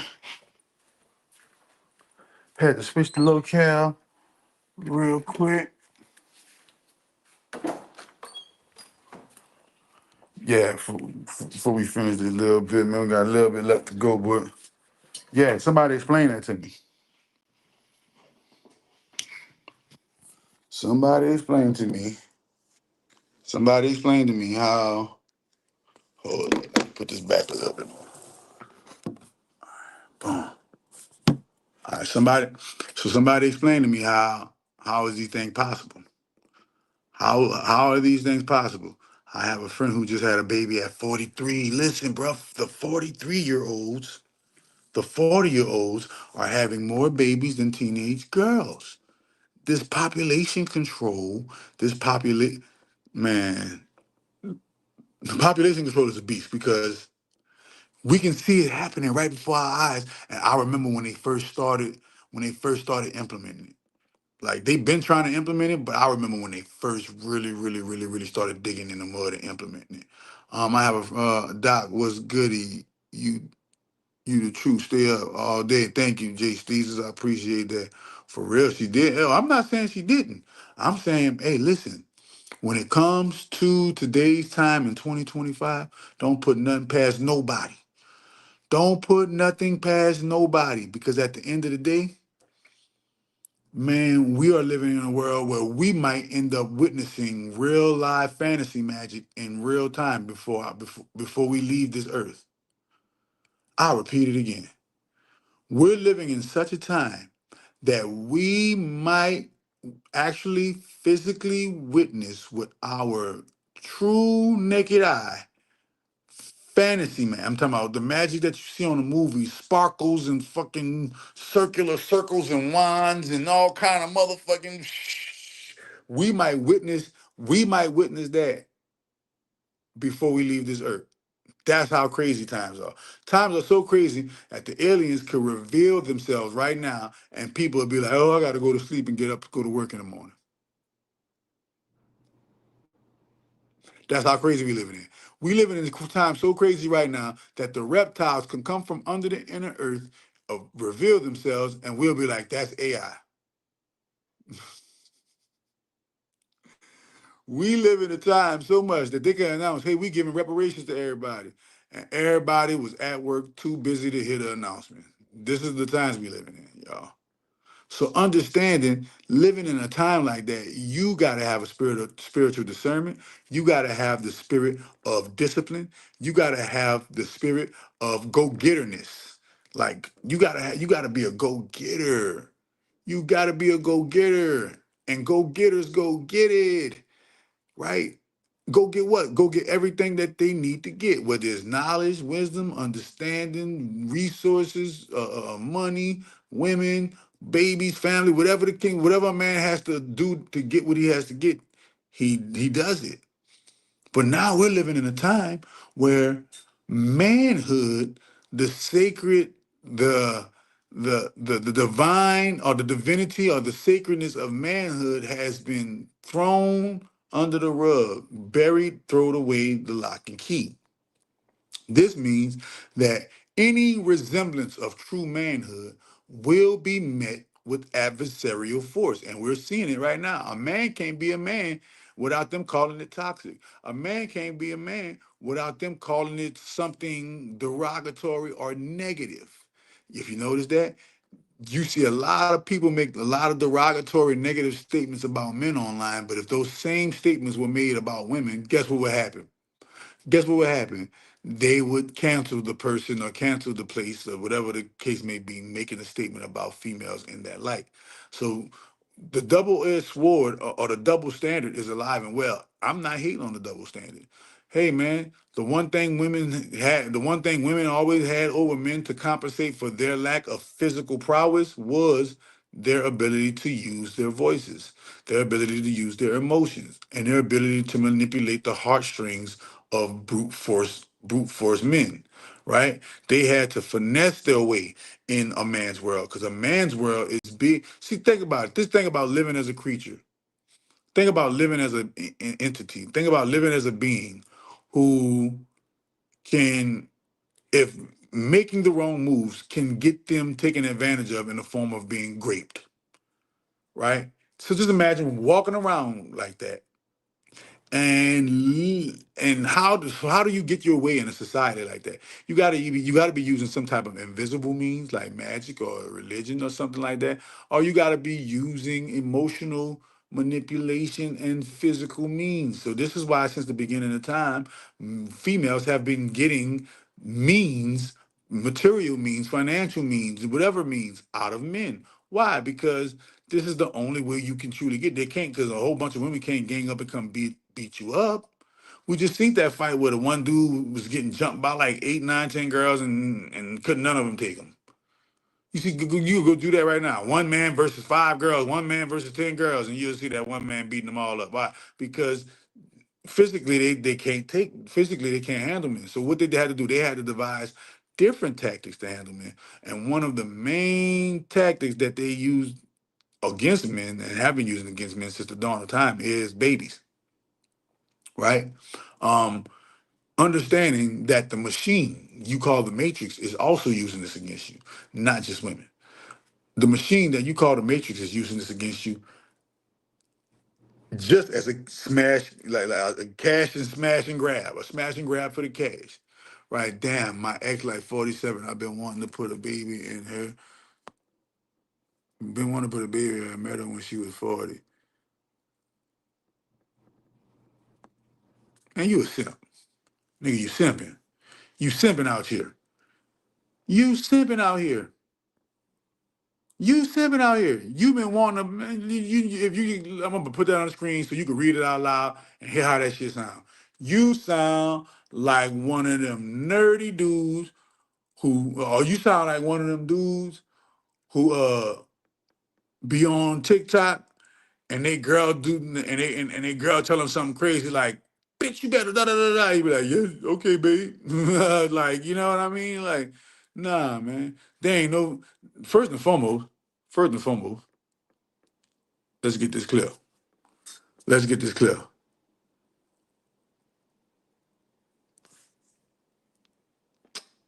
Let me choose my words carefully because I don't want to offend people. But then at the same time, there's no other way you can really say this.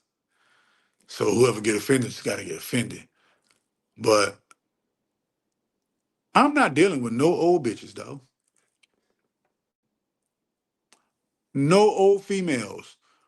And when I say old, let me stop saying old, because 40 and stuff, that's not old, but that's still considered old. It's old enough. Yeah, because if somebody was to die at 40 or 47 right now, they were like, damn, he died before his time. So that's how you know 40 or 47 is not old. You know when somebody old, because when they die, people say, oh yeah, well it was just his time to go.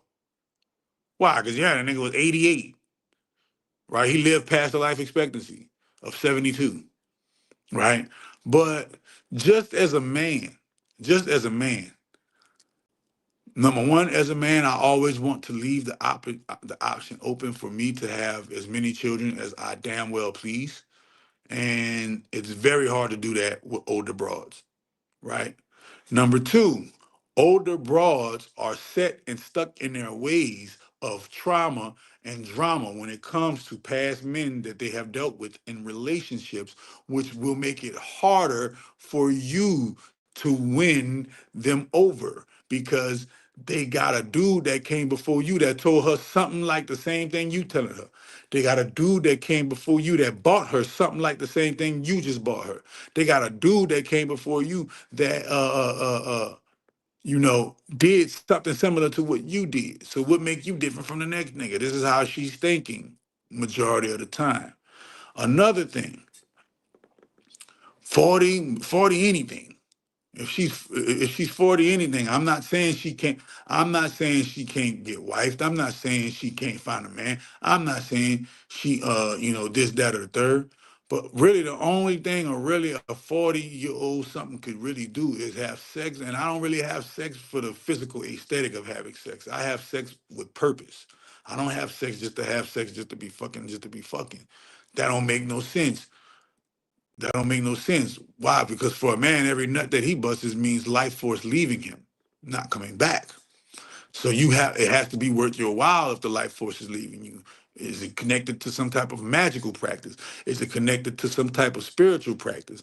Is it connected towards some type of procreation? Is it connected towards some type of love or some type of emotion that is sustainable outside of sex so that when sex is not happening, you two can still call each other bae.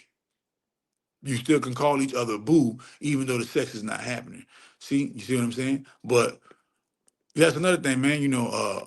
40 anything year old women, 50 anything year old women, they're I'm not saying all of them, but a lot of them are, especially in America, are very, very, very closed-minded as it pertains to alternative lifestyles and trying new and different ways of existing and expressing yourself in a relationship. You feel what I'm saying? Um, you know, it's crazy how today's 40-year-old is still trying to compete with today's 20-year-old and 30-year-old. No, bro, like you made it to 40, be happy you made it to 40 and make 40 look good. Show us what 40 looks like for you. Don't show us that you're trying to rekindle your old sauce that you once had when you were 25 and 26 and 28 and 32.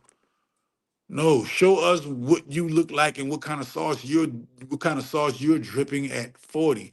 40, but that shit you just said just now, my ex is like 47. I've been wanting to put a baby in her since she was 40. Nigga, you simping. You simping, man. You nigga, you done ate too much pussy. You done drunk too much booty juice. Nigga, too many hand jobs. You know, too many blow jobs. She done did a number on you, brother. Because there is no female that I want to put a baby in who I'm not even about to be with a female who don't want my child. We're not even about to make it past first base. We can make it to first base. We're not making it past first base if you don't want no kids. 18 to 26 is my range. For 18 to 26 should be 18 to 26 should be the range all men should look for in a woman. The range that all men, man, nigga, I got my wife when she was 25, bitch. What the fuck is you talking about? I don't want no old ass fucking menopause having ass bitch around me, nah. I see, and I got my wife when she was young because I already know this miracle food, this miracle tea, and all of these healing modalities. She was going to be able to use that and preserve her youth. And in the age of 20 something, by the time she's 40 something, she's still going to be looking like she in her 20s. Why? Because I taught her how to preserve her youth in her 20s. So she still is looking like her 20s, just like that movie Against Time when your real age don't start until 25. On that movie, and they stay forever looking young. I forgot when Justin Timberlake in it. Y'all saying I'm 40. Y'all saying I'm 40 and can't be no sugar baby. I'm too old. Y'all saying I'm 40 and can't be no sugar baby. You too old to be a sugar baby. The only way you could be a sugar baby is if you got one of them bodies like old girl. Who that girl? Who that Drea? You looking like Drea? Are you 40? Are you 40 years old looking like Drea?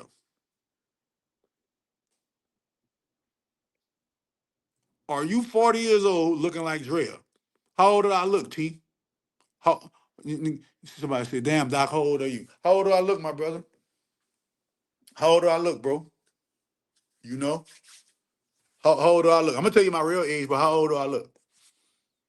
If you could give it a wild guess. I've been watching since 2019. Now I'm 25. Damn. Don't expose me like that, motherfucker. Nigga said, I've been watching. I'm gonna go 36.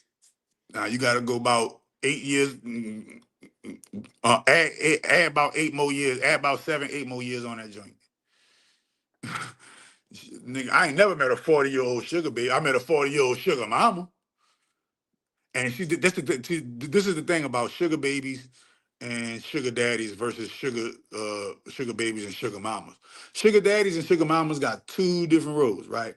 A sugar mama. So the thing about this is the thing about sugar mamas. A sugar mama can sugar damn near any age man. Well, it can't be no old man. Her damn near her same age.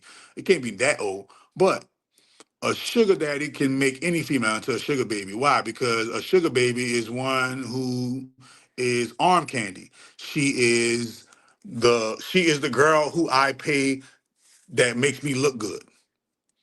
She is the girl who I pay to do all of the things, that my girl might not do. Or she is the girl that I pay to keep me, to keep me company because I'm lonely and I'm 55 now and I don't have nobody. I'm divorced and da da da da. I might as well give me a nice little young tenderoni and pay her to be my female companionship. Right? And look, a sugar daddy can make a 70-year-old sugar daddy can make a 40-year-old sugar baby. But a 70-year-old sugar mama ain't really about to be paying no 40-year-old sugar baby on some male shit. You feel me? Yeah. Nah, yeah, I need to get some on some young broads. You can get them. Nah, it's not about pennies on the dollar and all that shit. See what I'm saying? You sound like a simp. You talk like a simp, you sound like a simp. You look what you're leading with. You're not leading with your character as a man on how to get broads. You leading with money. Nigga, you ready for the true definition of manhood is how many bitches can you get without money? That's when you really on your manhood shit. When a nigga asks you how many broads can you manage without money? The same bad broad that you hollered at, you pulled up on her in a Jag, you pulled up on her in a Lambo, you pulled up on her in a Benz, you pulled up on her in a Bentley or the 500 or the 600, right? Would you be able to pull that same female if you had none of those things? If the answer is no, then you are a simp. Because the answer for me is, nigga, I can pull on a bad broad without no car, without nothing. All I need is the proper attire and outfit. I ain't gonna I ain't gonna walk up on her looking like no bum. But I can walk up on a broad. The broad can have a Bentley or a Benz or a Beamer or whatever the case may be. And I could be driving in my little Toyota or my little Kia. And I guarantee you I'll be able to pull the broad with my Toyota and my Kia while she's pushing Bentley, while she's pushing Benz, while she's pushing Rolls, while she's pushing whatever. Why? Because a man's character determines the woman he gets, not his money. Your money is going to determine the hoe you get. That's what the money going to determine. The money going to determine the kind of hoe you get. Your character is going to determine what kind of woman you get. It's a whole different. Good morning, everyone, depending on the time zone. Well, I'm looking for a 60-year-old man. The opposite of what y'all looking for, your man. Well, remember, the reason why you're looking for a 60-year-old man because you don't fuck good or you don't fuck a lot. You have a low sex drive. You have a low sex drive and you don't fuck that much. So of course, you're gonna get you a nice little 60-year-old man who probably busting up once every 2 weeks. You good with that? Yeah, I understand. You done did all the fuck. You done did all your fucking. You done did all your fucking. You done did all of the sexual extracurricular activities you gonna do. Now you 40. Yeah, you about to get you a little 60-something-year-old man who gonna busting up about once every 2 weeks. Fuck you twice a month. Fuck you 3 times a month, and call it a wrap. Yeah, man. Come on, man. That's why you looking for a 60-year-old. Them young niggas gonna have you bent over backwards with your legs behind your head. Them young niggas gonna have you upside down on your back eating your pussy from the front. See, look what I'm saying? The young nigga, a young nigga who got some libido, a young nigga who got some libido, gonna be able to pop him some cold-blooded gas station pill and knock that pussy loose for about the next 2-3 hours. Yeah, you don't want that. You want something that's gonna his libido increases every 2 weeks. His libido reach apex every 2 weeks. His dick get hard for me every 2 weeks, and I can fuck him twice a month and still get everything I need and want out of him for 2 fucks a month. For 2 fucks a month, I'm getting whatever I want out this man. I already know what you want a 60-year-old man for. No healthy, I'll repeat that. No healthy sex-driven woman. When I say sex-driven, meaning a woman with a healthy sex drive. A woman with a healthy sex drive. And this is how you know you got a healthy sex drive if you're a woman. If you can just sit there and fantasize about sex and fantasize yourself into an orgasm, you have a healthy sex drive. This is how you know you have a healthy sex drive as a man. If you can just sit there and think about all of your good old classic fucks that you ever had, and that shit'll make you pre-cum or damn near cum, you got a healthy sex drive. Period. But nigga, if you ain't trying to have no, if you ain't, nigga, you on menopause time, you got motherfucking thyroid issues, you got motherfucking all these health issues. Man, I was talking to this one lady, man, who was consulting for my healing services. She had about like 8 things wrong with her. I'm like, and trying to ask me about romantic advice. I said, before you ask me about romantic advice, heal yourself. Heal yourself, man. You got all kinds. You got type 2 diabetes. You got sickle cell anemia. You got all kind of stuff going on. Talking about Where's the nigga? If you do attract the love of your life, you can't even attract the love of your life because you too sick to attract them. The love of your life at the apex is at the apex of health. Y'all not attracting the love of y'all life. Y'all are attracting the love of y'all trauma. The love of y'all trauma bonds. Fuck is y'all talking about, man? What are your thoughts on men sometimes paying for it in a drought? And I'm considering it. I look at like this a fair exchange, not a robbery. Listen, bro. There are three industries. These three industries, these two industries started the world. You ready? There are two industries that started the world. The first industry that started the world was the produce industry. Fruits and motherfucking vegetables. Read the Bible. Garden of Eden. Fruits and vegetables. First industry. Second industry, selling coochie. I'm selling coochie. I'm selling coochie. That is the second most, that is the second industry of life. There is no bigger industry than fruits, vegetables, and coochie. Fruits, vegetables, and coochie are the three top commodities sold on the face of the planet Earth, and they've been here since the inception of the planet Earth. Fruits, vegetables, and coochie. As a matter of fact, as a man, that need to be your only diet. Fruits, vegetables, and coochie. So remember, in magic, there are something called the angels of prostitution. And the angels of prostitution have the powers to grant sexual favors, or to grant you favor in sexual matters. You feel me? Understand, when you are paying for a female's love box, understand that you are indulging in, if not the oldest, one of the oldest commodities and industries known on the face of the planet Earth. Nigga, listen, you ready for the kicker? Before carpentry was carpentry, it was coochie. Nigga, before landscaping, it was selling coochie. Before building roads and highways, it was selling coochie. Before plumbing, it was selling coochie. Before electricity, bitch, coochie was selling off the fucking meat rack. Before Magic City, it was coochie. Before, the King of Diamonds, it was coochie. Fruits, vegetables, and coochie. Go listen to the song. I'm selling coochie. I'm selling coochie. You ain't saying nothing new, Sugiana. Bitches been selling coochies and bitches been bitches. What are you talking about? And niggas been buying coochie. Listen, even your average square relationship where the woman is a stay-at-home wife and the man pays all of the bills, that is a pimp and whore interaction. It's just called husband and wife. It's just called husband and wife. You are the husband, you go to work, and you pay for the wife to be at home and do what? Take care of your kids, because you don't want your kids in public school. So your wife gonna homeschool them. You don't want your kids going, you don't want your kids going to the daycare center and a stranger daycare and take care of your kids. So what you do? You got you a wife that's gonna take care of not your kids. She's gonna take care of her kids.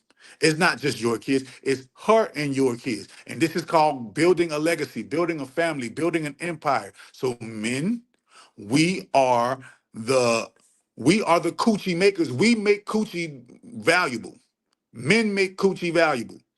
Women women are the value of the coochie. You can't get the coochie without the woman. The woman and the coochie come hand in hand. So it's not that men make coochie valuable, meaning men buying coochie makes coochie valuable. But understand, the only men who really buy coochie is men who can't get the coochie if they didn't have money. I can get coochie whether I got money or no money. I could walk in a grocery store right now, and a bitch gonna look at me and do a double take and say, "Oh, he tall, he fine. I'll let him hit." A woman will do that for me right now. She don't know my job. She don't know how much money I got in the bank. She don't know what kind of car I drive. All she do is see my outfit. We in the grocery store. We're on aisle 9. And if I was to say, man, give me your number, put your number in my put your number in my inbox, put your number in my Instagram, she's gonna grab my phone and get that number, and I'm gonna call her, and it's gonna go from there. Why? Because I'm attractive. I don't got to be the prettiest man in the world to be attractive. I don't got to be the finest man in the world to be attractive. I don't got to be the most money having nigga in the world to be attractive. You know what? You know there's only one thing you need as a man to be attractive. The confidence to ask a girl for whatever you want from her. That's attractive. If you ask a woman for her number, don't be all, you think I could give me, you think you could give me your number? You think me and you could go on and you think, man, that ain't masculine, that ain't motherfucking attractive. That's not confident. You need to be able to approach a lady and be as a matter of fact. When you walk up to her, you need to be able to approach her and be like, you look good. I ain't trying to waste your time. We're in the grocery store. I don't mean to look like a weirdo approaching you like that. Can I get your number and I could call you later? Look, my name is such and such. I'm going to get your number. I can call you later. Or give me your Instagram. I'll hit you up in the inbox in the Instagram. I'll slide in your DM and we'll go from there. She either going to be like, yay or nay. If she say nay, go on to the next broad. One of them gonna say, yay, yay, a man hollered at me today and got my number. Girl, I still got it. One of them gonna say that today. Keep picking until you get that one. Stop being afraid of being told no, especially if the answer could be yes. Because if the answer could be yes, then you might be dealing with one of the baddest broads you ever met. You might be dealing with your soulmate. You might be dealing with the woman that's going to take you to the next level. But you too scared to talk to the broad. You too scared to approach the broad. You too scared to be confident and put your Mac down and tell her, hey, look, you coming with me. See, I like you. You coming with me. Come on. She could be like, oh my God, okay, Zaddy, I'm coming, right. But you niggas is too scared to talk to the broad. You niggas is too scared to approach the broad. You niggas is too scared. Y'all niggas is scared to smack broad on their ass. Y'all scared to get canceled. Y'all scared they're gonna put you on the T-app. They're gonna put you on the T-app. Oh, he grabbed my ass. I don't give a fuck, bitch, that ass big. I smacked that bitch. You shouldn't have had it all out in your spandex. You should have put something on like the Muslim women and covered it up. You won't walk with the ass all out and get mad when somebody brush up against that bitch or smack that bitch. I'm telling you, don't be doing that. Why? Because women, y'all control sex. Y'all literally control sex. I've seen men crash their car, breaking their neck to look at a broad. I've seen men crash their car, breaking their neck to look at a broad. I've seen men ruin their entire marriage. This woman his wife loves him to life and death and purgatory and heaven and hell. And guess what? This nigga still went and got him something else. Why? Why? Because it is in a man's nature to be fruitful and multiply. See, the thing is with you niggas today, and let's get a spade a spade. Every man who's watching this, whether he's with one girl or whether he's with multiple girls, every single man wants multiple girls, wants multiple women. Just because a man wants multiple women doesn't mean he has enough game to entertain multiple women. Doesn't mean he has enough sex drive to sexually satisfy multiple women. Doesn't mean he has enough money to provide and care for multiple women. Doesn't mean he has enough knowledge to teach multiple women. Doesn't mean he has enough wisdom to guide multiple women. Doesn't mean he has enough vernacular to actually speak to multiple women and get them to understand where he's coming from. There are a lot of things that men have to have in order to be able to, number one, get good-looking women, and number two, get multiple good-looking women. You can't just be any run-of-the-mill 9-to-5 guy. You gotta have something that says he's better than his 9-to-5 in order to play the game, in order to play the game at that level. You got to have something more than what you're already naturally doing. You already go to work. What do you do besides go to work? What do you do besides play basketball? What do you do besides play the video game? What do you do besides go to church? What do you do besides everyday life? This is the thing that's going to get a woman and keep a woman. Listen, it is not only in a man's nature, it is in mother's nature. Mother gave that nature to a man. The great grand holy mother gave man's polygamous nature to him. And I'm not saying monogamy is wrong. I'm saying for those who want monogamy, then go be monogamous, but stop pointing the finger at people who don't want to be monogamous. And those who want to be polygamous, go be polygamous, but stop pointing the finger at the people who don't want to be polygamous. You live in a world where a man can go and marry another man, and a woman can go and marry another woman. So there should be no reason why you are hesitating to express your true nature, whatever you feel like your true nature is. Whether you feel like your true nature is being a train station, whether you feel like your true nature is being a butch, whether you feel like your true nature is being a cross dresser, whether you feel like your true nature is being a divine masculine man, whether you feel like your nature is being a divine sacred feminine woman, whether you feel like your true nature is being a throuple, a three-way couple, or 4 or 5-way couple, or you trying to do the game like Neo. You live in a world where your sex is your preference. Who gives a care about who you're doing whatever with in the bedroom? Nobody cares about that. This is why the alphabet community is a frivolous, fraudulent community, because in actuality, no one cares that you have pride in sucking dick. No one cares that you have pride in getting your booty hole rawed out by a bunch of guys.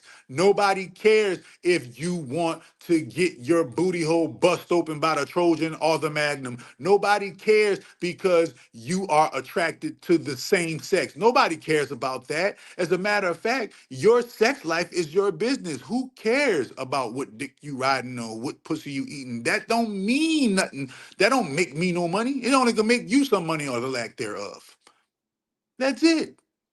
So this is how you know it's a fraudulent movement with the alphabet community, because the alphabet community are running around acting like acting around they're being harassed and discriminated against for the sexual natures that they chose to be, when in actuality, people could care less about your sexual nature. People are trying to have sex of their own. Nigga trying to get some pussy there. I don't give a fuck about what dick you sucking. I'm trying to get me some pussy. I don't give a fuck about what you doing. But we live in this world where we have become so gossip rumor milled, that we are in everybody's business. We care about what everybody's doing. No, man, that don't go like that. When the Bible says, when I was a child, I spoke as a child, I acted as a child. But when I became a man, I put away the childish things. We today, as adults in America, we're still acting like children. We are still acting like children. This is why a 16-year-old pulls a gun or a knife and kills somebody, and we say he was just a baby. No, he fucking wasn't. Babies can't make babies. Your baby's having babies. Stop it. Stop it. Real babies can't make babies. These are not babies having babies. These are young adults having babies. These are young teenagers and young adults having babies. These are not babies having babies. So we done babyfied. So really, we live in a place called Babylon. Babylon. Babylon. Y'all call it Babylon, but it's really spelled Babylon. The loins of babies, right? We live in a world called Babylon. We are obsessed with babying everything. We got baby all in our song. Baby, baby, baby, oh, you my babe. Won't you be my baby, right? Boom. Baby, baby, baby, baby, baby, baby, baby. I got so much love. And you call your spouse. Oh, babe. Oh, babe. Come here, babe. Yes, babe. I love you, babe. We're obsessed with being children. This is why most Americans are in a childlike state when you are. This is why, and look, and we act just like children. You ready? What do children do when they don't get their way? They throw temper tantrums, they break, scream, cry, bitch, moan, and complain. Don't we do that in America? When we don't get our way, we break shit, scream, cry, bitch, moan, and complain. Think about that. So we live in a culture full of babies, and we have babied our culture so much that we don't understand that once you're able to make babies, you have supposed to been taught a certain thing once you before you make it to the age of making babies, so that by the time that you make it to the age of making babies, you are well equipped to handle yourself in life. But we baby our children so much that when our children meet real life situations, they handle the real life situation like as a baby would, right? So we need to stop. This is what I'm saying. We are grown. We in America are grown as. Just look at our president. Our president is a grown ass baby. He knows how to make a deal. He's a great, wonderful deal maker. He's a great, wonderful leader for the country. But he has some crazy baby ways, right? All of the, you name it. You name somebody, man. When you see that road rage, when you see road rage, that's people acting like babies.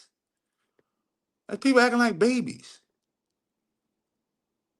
You feel me? Right. We don't care what is fake. That is fake and fraudulent. Boom. What is the name of the angel? Was it the angel of pride? Oh, Lilith. Lilith. Naama. Agrat Bat Malat. And Aishet Zenunum are the four angels of prostitution. These are said to be the four wives of Lucifer.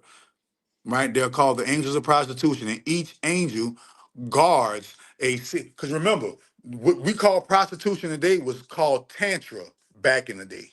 What we call prostitution today, it was called tantra back in the day, right? And now that sacred tantra movement has been lowered and debased into what is called sex trafficking or human trafficking or prostitution, right? So what we call prostitution today used to be called sacred tantra, and sacred tantra was guarded by the angels of prostitution, and the angels of prostitution are Lilith, Naama, Agrat Bat Malak, and Isheth Zenunum, and or Iseth is Zenunum, whatever how you like to call it, and they are the four. They are the four angels of prostitution, and said to be the four wives of Ra himself, or what you like to call Lucifer, the light bringer. Do you think the YAG community will be going to war if called because they say only women and children stay home? Does that comfort them, all men getting drafted if 18? Do you think the YAG community will be going? This is what I think right here. I don't think there will be any wars in Donald Trump's presidency. Right? I don't think no wars will happen during the bulk of Donald Trump's presidency. Maybe a war might kick off at the end of his presidency because they know that his presidency about to end, and people love to go with their move when they know you're not going to be around to stop their move. But I mean, they should. But I don't know if being a man, I don't know if I would want a YAG next to me in a war. I don't know if I would want to fight side by side with a YAG next to me. It's not because he a YAG. It's because the nature and the behavior that comes with YAGism, if you want to be technical, is very feminine. And this is the reason why we don't see females on the front lines to war. For he's arrogant baby, the president. I mean, we're all arrogant babies. Shit, Joe Biden's an arrogant baby. Trump was an arrogant baby. Obama was an arrogant baby. Man. Obama was the worst though. Obama was the one that let all of the train stations get married. They used him as the vehicle to usher in YAG marriage. if he start a war, will the Yags be in the war? There were male before the he not that's what I'm saying. Ain't he no Donald Trump is about to win the Nobel Peace Prize. How he's gonna start a war when he's about to win the Nobel Peace Prize for brokering peace deals? And he's right now, and within the last month or two, he's stopped at least 5 wars. Donald Trump has stopped at least 5 wars. Why he's not bro, this is a businessman. He knows war is bad for business. He knows that he will go down as one of the worst presidents in history if a war happens during his presidency. If a war happens during Donald Trump's presidency, he will go down as one of the worst presidents in history because what? They already don't like you. They already don't like you. So if you go to war while you're president, man, they're gonna use that to mop the floor with you. They're gonna use that to mop the floor with you, but they already don't like you, bro. They already don't like you. So don't give them nothing. Ghislaine Maxwell denies seeing Donald Trump in an inappropriate setting. So basically, Ghislaine Maxwell has come out and said Donald Trump ain't had nothing to do with that Epstein Island stuff. Donald Trump is a businessman, and he did business with Epstein on a business level. He never participated in the island stuff. And this is what Ghislaine Maxwell is saying, because there have been rumors that came out that says, Donald Trump is on the Epstein list, and he was funding and helping Epstein, and he did all these transactions with Epstein. But y'all got to understand, Epstein was a billionaire. Donald Trump is a billionaire. Okay, so billionaires do $1 billion business with other billionaires. That don't mean Donald Trump was a part of the Epstein thing. If you want to be technical, I believe that Donald Trump is probably one of the only few white boys who wasn't on that island for the purpose of children. You know what I'm saying? So yeah, most definitely, man. Most definitely. But she came anytime they come out and this is what I wanted to show y'all, man. Dang, how I'ma show it, man. The Druski, where it's supposed to be. I thought I sent it, man. Let me see. The Druski, and did y'all see speaking of the Yag culture, did y'all see the Druski? Did y'all see the Druski and Lil Baby freestyle thing on Sway?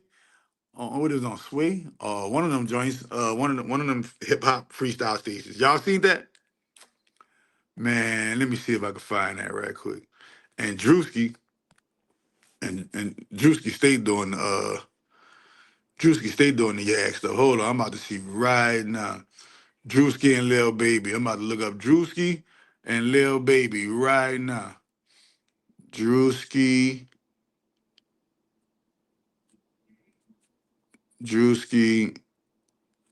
and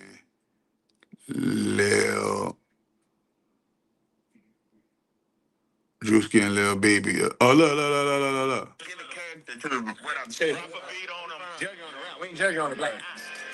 Look. Your eye when you rap. No. Let's give a character to what I'm saying. Drop a beat on them. You color your eye when you rap. No. So at first, the hottest thing saw Lil Baby is talking to the dude and telling him, you need to cover your eye when you rap. You need to cover your eye when you rap. Right? So listen. Let's give a character to what I'm saying. Drop a beat on them. Judge on the rap. We ain't judging on the black. Okay, you know that name out now, and you know a nigga gay, but all bullshit to the side. Okay? He eat it off the bone, so he like the way it tastes. Hold on. Run it back. I think said run it back. All right. Thank you. Yeah. Hey, bro. Okay, Lil Baby, I'm back. I had checked out for a minute. Color your eye when you rap. No. Let's get a character to what I'm saying. Drop a beat on them. Judge on the rap. We ain't judging on the black. Okay, you know that name out now, and you know a nigga gay, but all bullshit to the side. Okay? He eat it off the bone, so he like the way it tastes.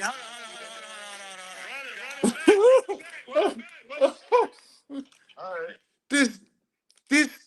This brother is rapping completely Yag lyrics. Nigga said he eat it off the bone. What the? You see what I'm saying? Like, nobody cares about who's sexually fulfilling you, person. Like, go live your life and be sexually fulfilled. Why do you need to carry a flag to show us that you are alive and well and sucking some good dick. No, nobody don't need to know that. Nobody don't need to know that. But it's crazy because Lil Baby just came from under fire for the Lil homosexual rumors he's been rumored to be in. You know what I'm saying? Like he been rumored to be in a few YAG rumors. Lil Baby got a few YAG rumors. Shit, we all remember that white party when Ruben came hugging you from the back. We remember the white party when Ruben came hugging you from the back.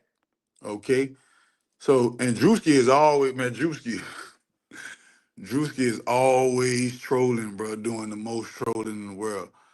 Nigga troll Lil Baby like nigga said you gay, bruh. But that was so overt. I'm surprised they didn't cancel. Well, he is a street nigga. He does portray a street nigga. I'm surprised they didn't cancel Lil Baby for that. For saying, "Oh, you gay? Oh, no, no, no, no, no, no, no, no. We ain't doing that." That nigga said, "Oh yeah, you know what, nigga gay? What the nigga you gay? What the fuck?" Oh man, this is hilarious. This is hilarious, bro. This is a 91 tum tum. Put the meat on the bone. Hey, bro. Nigga said, why we know Lil Baby is DL? That way to that gay nigga rapping is exactly why I say that if your son gay, it's because the daddy was gay. You know a nigga gay, but all bullshit to the time gay. He eat it off the bone so he like the way it's. This nigga Sway. This nigga Sway. Run it back. Run it back.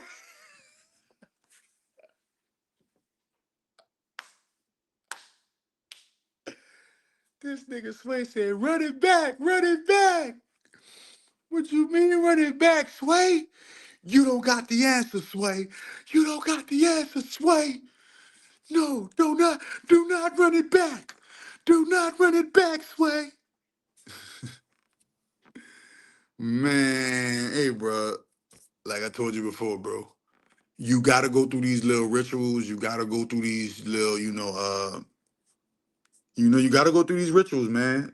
And the majority of these rituals that you will go through will have some type of humiliation to it, or will have some type of homosexual innuendo to it, bro. So yeah, man, it's real crazy, bro. August 31st gonna be the first sermon of the Church of the Great Grand Holy Mother of All Divine. If you would like to donate to the Church of the Great Grand Holy Mother of All Divine, please make all of your donations payable to GMO. So if you send a cash app, put GMO in your cash app note. What does GMO stands for? Great Mother Offering. When you do make a donation to the Great Grand Holy Mother of All Divine, you will receive a thank you note, as well as good things will begin to start happening in your life, because you can't dedicate time and energy and money toward the Great Mother and the Great Mother not reward you and bless you. All right. What else I'm missing? Make sure you're getting part of the Money Magic Library. Y'all make sure y'all holler at me if y'all want y'all some FCA yoga, full chakra activation. I am the only black man on the face of the planet that is bringing you a unique proprietary yoga system. Okay. As a matter of fact, everything that I do is my yoga system in a different form. For instance, Miracle Tea and Miracle Food is FCA yoga in intracellular cleansing form. The Money Magic Library and the endemic in my algorithm guide magical system is FCA yoga in esoteric occultic form. When you see me doing readings, that's that's FCA yoga in tarot form, right? I'm forgetting something right now. What else? Oh, whenever you see me doing light code activations, or whenever you are experiencing light code activation, that is FCA yoga in light code form. When you buy the ebooks, that is FCA yoga in ebook form. Whatever modality, when you donate to the Church of the Great Grand Holy Mother of All Divine, that is FCA yoga in donation form. Whatever we do here is literally just FCA yoga in a different form expressing itself, right? So understand FCA yoga, and you understand my entire my entire magical system, my entire yoga system, my entire health and wellness regimen system, right? Why do I create systems? Because systems are put in place to make sure that we fail. So the only thing that can defeat a system that is here to make sure you fail is by replacing it with a system that is here to make sure that you win. And my system, the chakra doctor system, is here to make sure that you win. This is why, this is why the Church of the Great Grand Holy Mother is here to give the average person, the person who might not know, a chance at knowing and being able to change the trajectory of their life through that knowing. That's the name of the game. The name of the game is, hey, do you know the truth? If you don't know the truth, come over here and know the truth. The truth gonna set you free, and the rest gonna be history. The rest gonna be history. You feel what I'm saying? So, man, I'm glad y'all came in on another Saturday Night Live. Um, Before I go, are there any questions, cares, or concerns? Make sure you buy you some miracle food. Make sure you buy you some miracle tea as an intracellular cleanse. Before you go on your fasting journey. If you're about to go on a journey of fasting, if you're about to go on a journey of eating correctly and changing your diet, cleanse your body first and go on an intracellular cleanse. I got the best intracellular cleanse on the market, hands down. It is a one size fits all intracellular cleanse, and it's not just an intracellular cleanse. It is superfood. It is superfood oil and superfood tea that reverses incurable diseases, reverses aging. It reverses a lot of things. Y'all about to start seeing a lot more of it in the coming months, especially in 2026. Y'all gonna really in 2026, y'all gonna see Chakra Doctor blow up. They don't look in 2026. They're gonna be saying they're gonna be having. I'm letting you know this right now on the live right now. In 2026, they're gonna be saying I sold my soul to them boys because all this work I've been doing for the last 11 years has finally paid off. They're gonna be saying, Chakra Doctor, Chakra Doctor with the Illuminati, Chakra Doctor with the, this, that, the third. Why? Because Chakra Doctor, all this hard work Chakra Doctor been doing for the last decade and some change, is finally paying off, and it's gonna look like I blew up overnight. But no, I'm letting you know that right now, man. Chakra Doctor about to blow up, and when I blow up, I'm still gonna be the same dude. I'm just gonna be the same dude with a little bit more money and a little bit more a little bit more resources to do a little bit more things that I would like to do in the first place. Yeah, but you ain't gonna see me going by. Look, you're not about to go see me. Oh, I got the Bugatti now that I made it rich. Oh, I got the Bugatti now. No, I don't need the Bugatti, man. Man, that's probably be the most expensive purchases I make are cars. You're not gonna see me dropping a ton of money on no jewelry.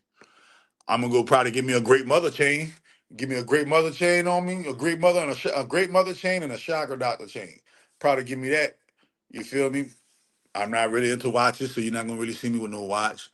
I'm not really into pendants, so you're not gonna really see me with no pendants. I told you I have my great mother chain and my Chakra Doctor chain. That way I can have my birthstone. My birthstone is diamond. But other than that, you're not gonna see me really making no crazy purchases outside of buying a home, buying a business, buying a car. You're not gonna see me spend hella money on designer. You're not gonna see me spend hella money on food. You're not gonna see me spend hella money on games and all that bull crap. You're gonna see me spend hella money on marketing though. I'm gonna spend hella money on marketing. I'm gonna spend hella money on inventory. I'm gonna spend hella money on wardrobe to make sure that I'm looking like the high magus that I am, right? I'm gonna be spending hella money on, making sure that I keep my health regimen at its highest level and apex level. That's what you're gonna see me spending hella money on. So you might see me spend some money to go to a health expo.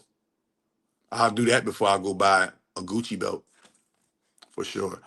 I didn't even like taking over the counter. I don't even like taking over the counter medications. You don't. I'm the over the counter. I got the over the counter medication right here. It's called Miracle Food. It's called Superfood and Superfood Tea. Superfood oil and superfood tea is the over the counter that you need. I've healed over 25,000 people with it, bro. And like I told you before, even though you might not have heard of me, some of you, I've been around. Even though you might not have heard me, some of you, I've been around. And I'd like to give a shout out, special shout out to the noble, honorable Justice Immortal Dr. Sabi the Great for teaching me about intracellular chelation and all things cleansing. And this is how I was able to come up with my methods of holistic natural healing and cleansing.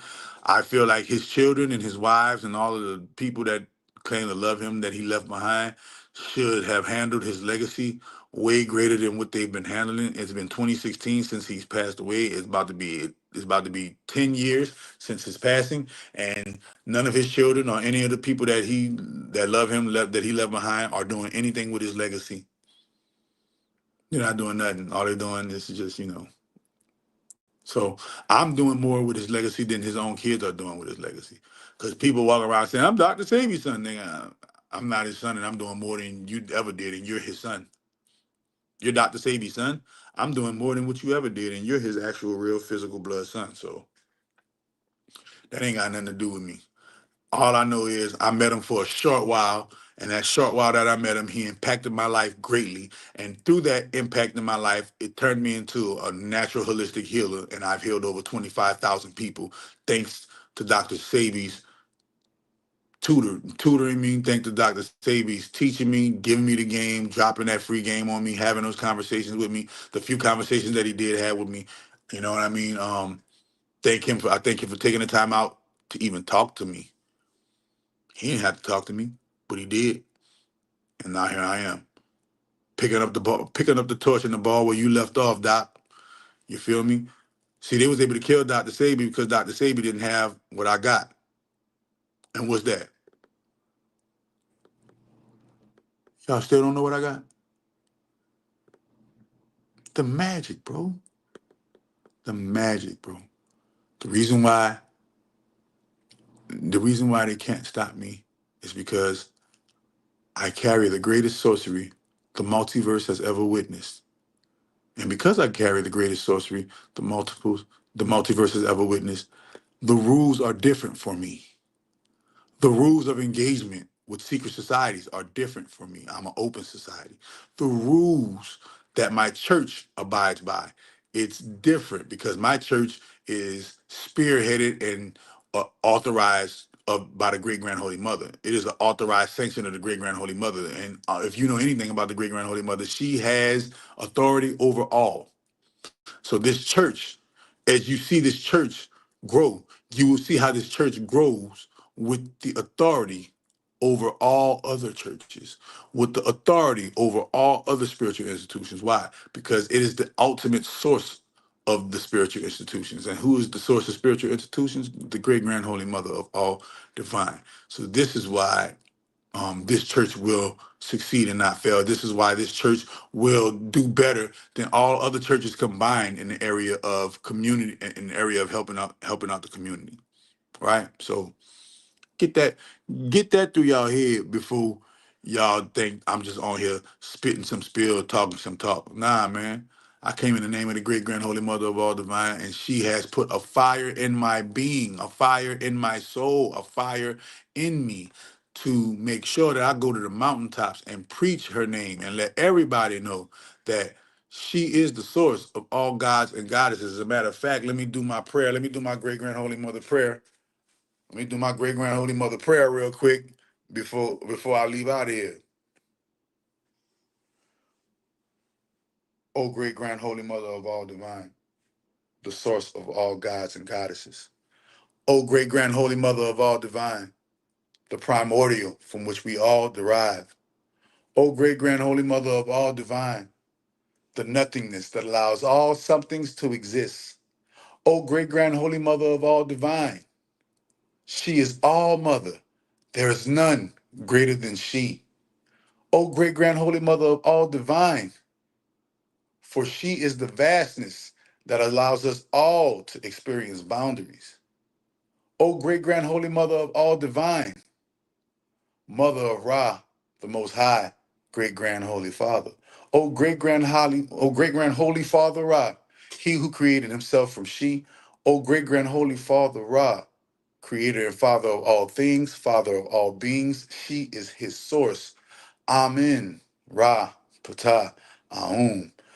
And I like to give a shout out, all praises be to the grand goddess, Ajay Shaluga, the Ifa goddess of wealth and success. She is in partnership with me and the Great Mother as we build this foundational church of the Great Grand Holy Mother of all divine. So I'd like to give a special shout out to the goddess Ajay Shaluga, for sure, for sure.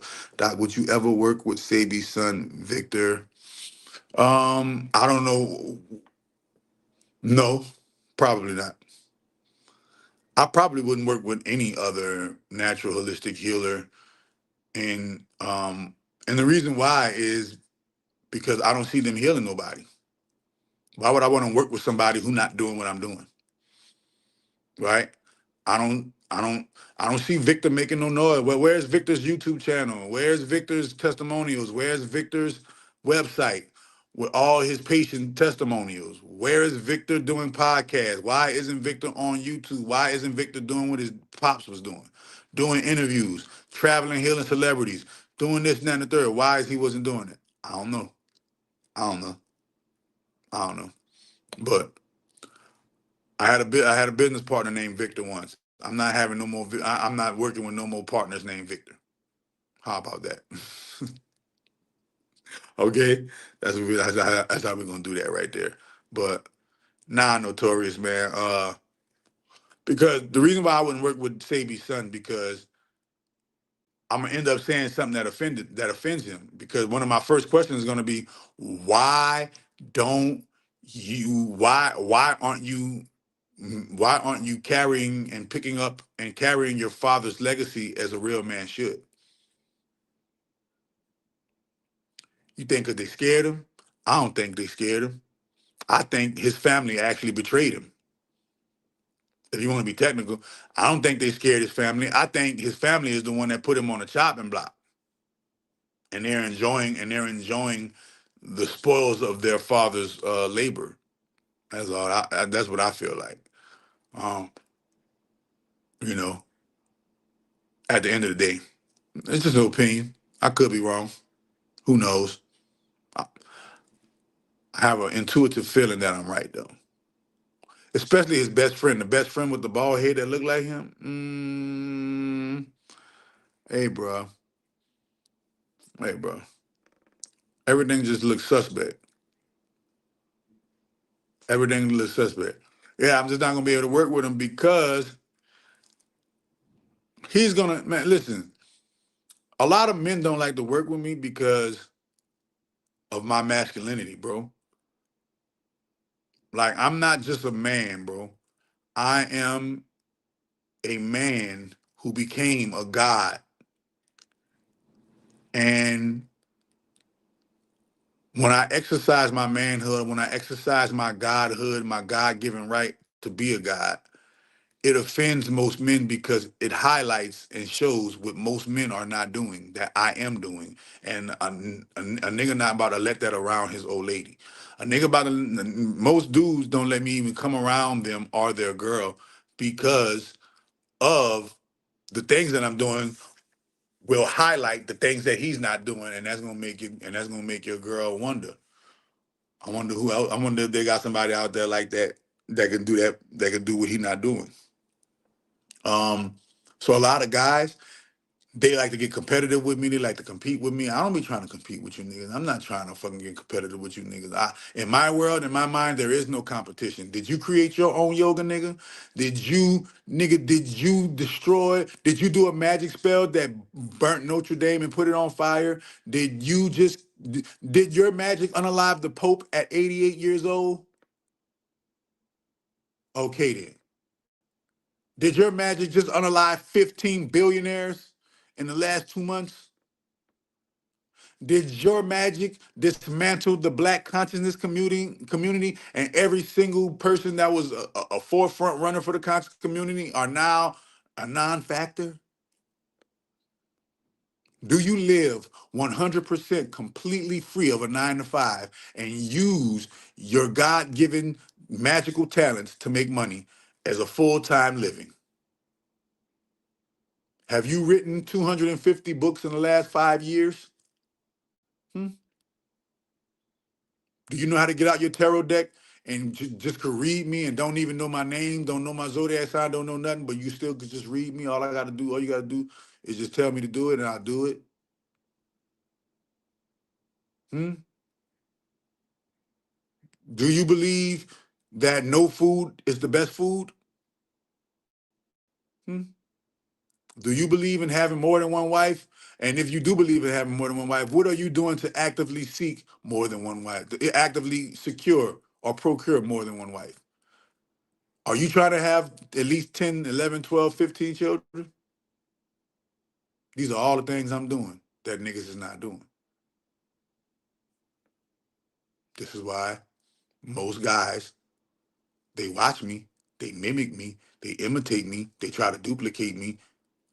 It's all flattering, but they'll never be friends with me because deep down inside, they'll always be trying to compete with me. And there is no competition. I stand at the top of this Illuminati eye pyramid on my own. Even the Illuminati themselves don't have an answer for me.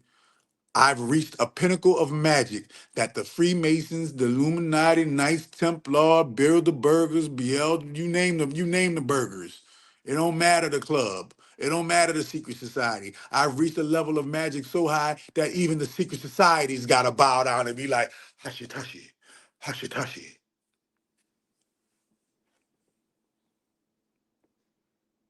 That's where I'm at with this magic shit. That's how high I'm at with the man. I'm so high that I'm not even sitting at the table. I'm on the top floor looking down at the meeting at the table. They sitting at the table eating hors d'oeuvres, discussing how they're gonna rule the world. I'm sitting above the table, watching them eat hors d'oeuvres, setting my intention for how I will recreate the world in the image of the great grand holy mother of all divine. It's two different realities. It's two different realities. See? And this is where I'm at with it. So at the end of the day, I'll talk to anybody. It would be an honor to work with Dr. Sebi's son, Victor. But the answer and the truth is gonna come out, and I'm gonna tell him, I don't think you or your siblings are properly conducting and handling your father's legacy in a proper manner. You guys are supposed to be going above the call of duty. Y'all supposed to be going hamburger and biscuits behind this man. First and foremost, second and foremost, he left a roadmap on how y'all could become famous and rich using his name and using his legacy. And none of y'all don't. Some people say y'all scared and the people got to y'all. I don't think that happened. You know what I'm saying? I think the people is always the people that's closest to you. I think somebody close to you, somebody close to Sabi got Sabi. But that's neither here nor there. You know what I mean? Shout out to Dr. Sabi, the most honorable, noble, justice, immortal Dr. Sabi the Great, to be exact. And yeah, man. If you have any questions, cares, and concerns, do not hesitate to hit me up. Call the number 943-226-7019. That is 943-226-7019 for a free consultation. And I'll tell you how I can help you with your matter. And if there isn't anything else, I'm going to get on before I get spit on. Cheerio.